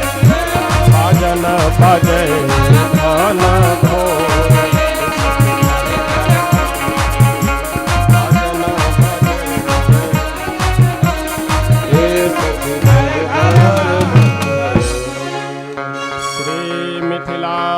धाम के। प्रेम से आप सब यथा स्थान खड़े हो जाएंगे। संख्या बहुत अधिक है इसलिए आगे बढ़ने का प्रयास नहीं करेंगे। जो जहाँ है वहीं पे आराम से बैठकर खड़े होकर के प्रेम से श्री सीताराम भगवान के चरणों में अपने मन को लगाते हुए प्रेम से आप सब आरती करेंगे।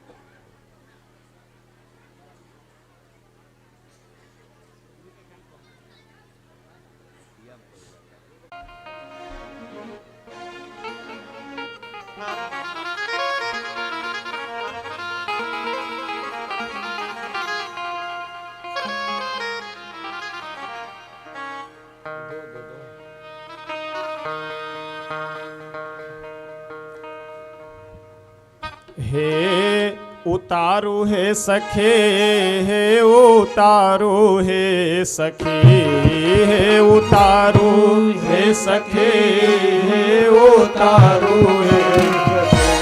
चारों दूल्हा के आरती उतारू है सखी। चारों दूल्हा के आरती उतारू है। चित चोरवा के आरती उतारू है सखी। चित चोरवा के आरती उतारू है सखी। उतारू है सखे है उतारू है सखी। उतारू है सखे उतारू है। चारों दूल्हा के आरती उतारू है सखी। चारों दूल्हा के आरती उतारू है सखी। दुल्हन श्री मिथिलेश कुमारी। दुल्हन श्री मिथिलेश कुमारी। दुल्हा दुलरुआ श्री अवध बिहारी। दुल्हा दुलरुआ श्री अवध बिहारी। आहे भरे भरे नैना निहारो हे सखी आहे भरे भरे नैना निहारो हे सखी चारों दूल्हा के आरती उतारो हे सखी चारों दूल्हा के आरती उतारो हे सखी चारों दूल्हा के आरती उतारो हे सखी चारों दूल्हा के आरती उतारो हे सखी।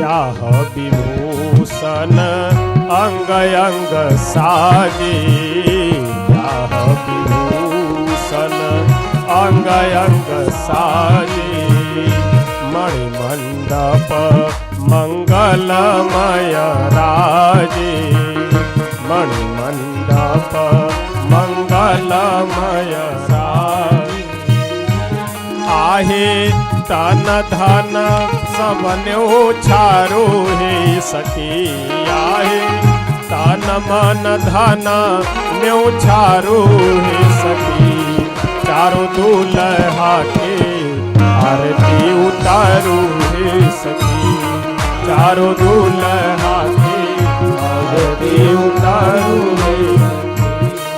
हे उतारो हे सखे हे उतारो हे सखी हे उतारो हे सखी उतारो हे सखी चारों दूल्हा के आरती उतारो हे सखी चारों दूल्हा के आरती उतारो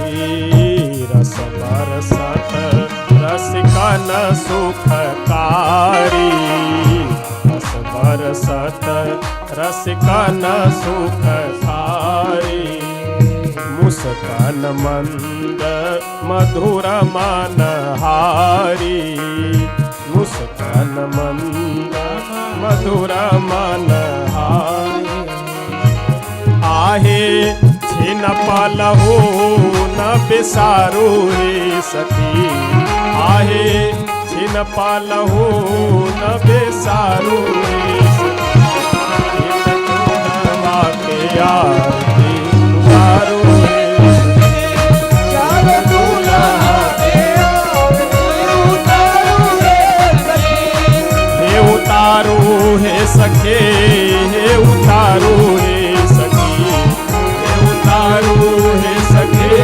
हे उतारो चारों दूल्हा के आरती उतारो हे सखी जय हो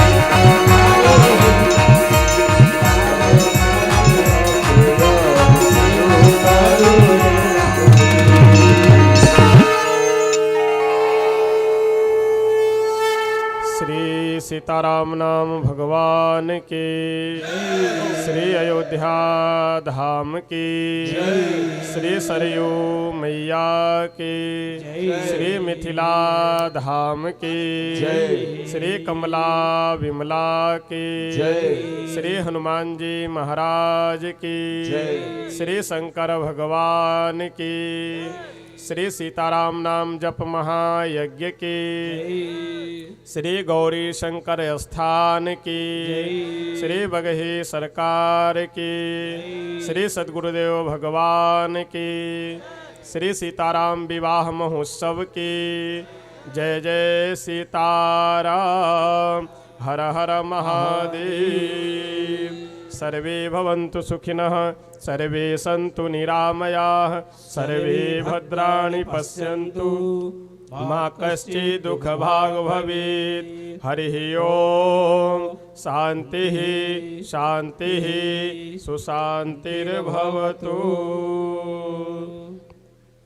पुनः कल सायंकाल की वेला में हम सब यहाँ उपस्थित होकर के आगे का कथा प्रसंग श्रवण करेंगे। आप सब यथा स्थान कुछ देर के लिए 5-10 मिनट के लिए बैठ जाएं ताकि आरती आप सबको उपलब्ध हो जाए। और पीछे से जिनके पास प्रसाद की व्यवस्था रखी हुई है, आप सब प्रसाद भी लेते हुए धीरे धीरे आगे बढ़ते रहेंगे। फूल कम कर दीजिए ना, फूल से काहे कि नहीं, 2-4 फूल केवल रख दीजिए, सब निकाल दीजिए फूल। आज जो भोजन की व्यवस्था है, आप सब जो भी भक्त आए हुए हैं सब प्रेम से आरती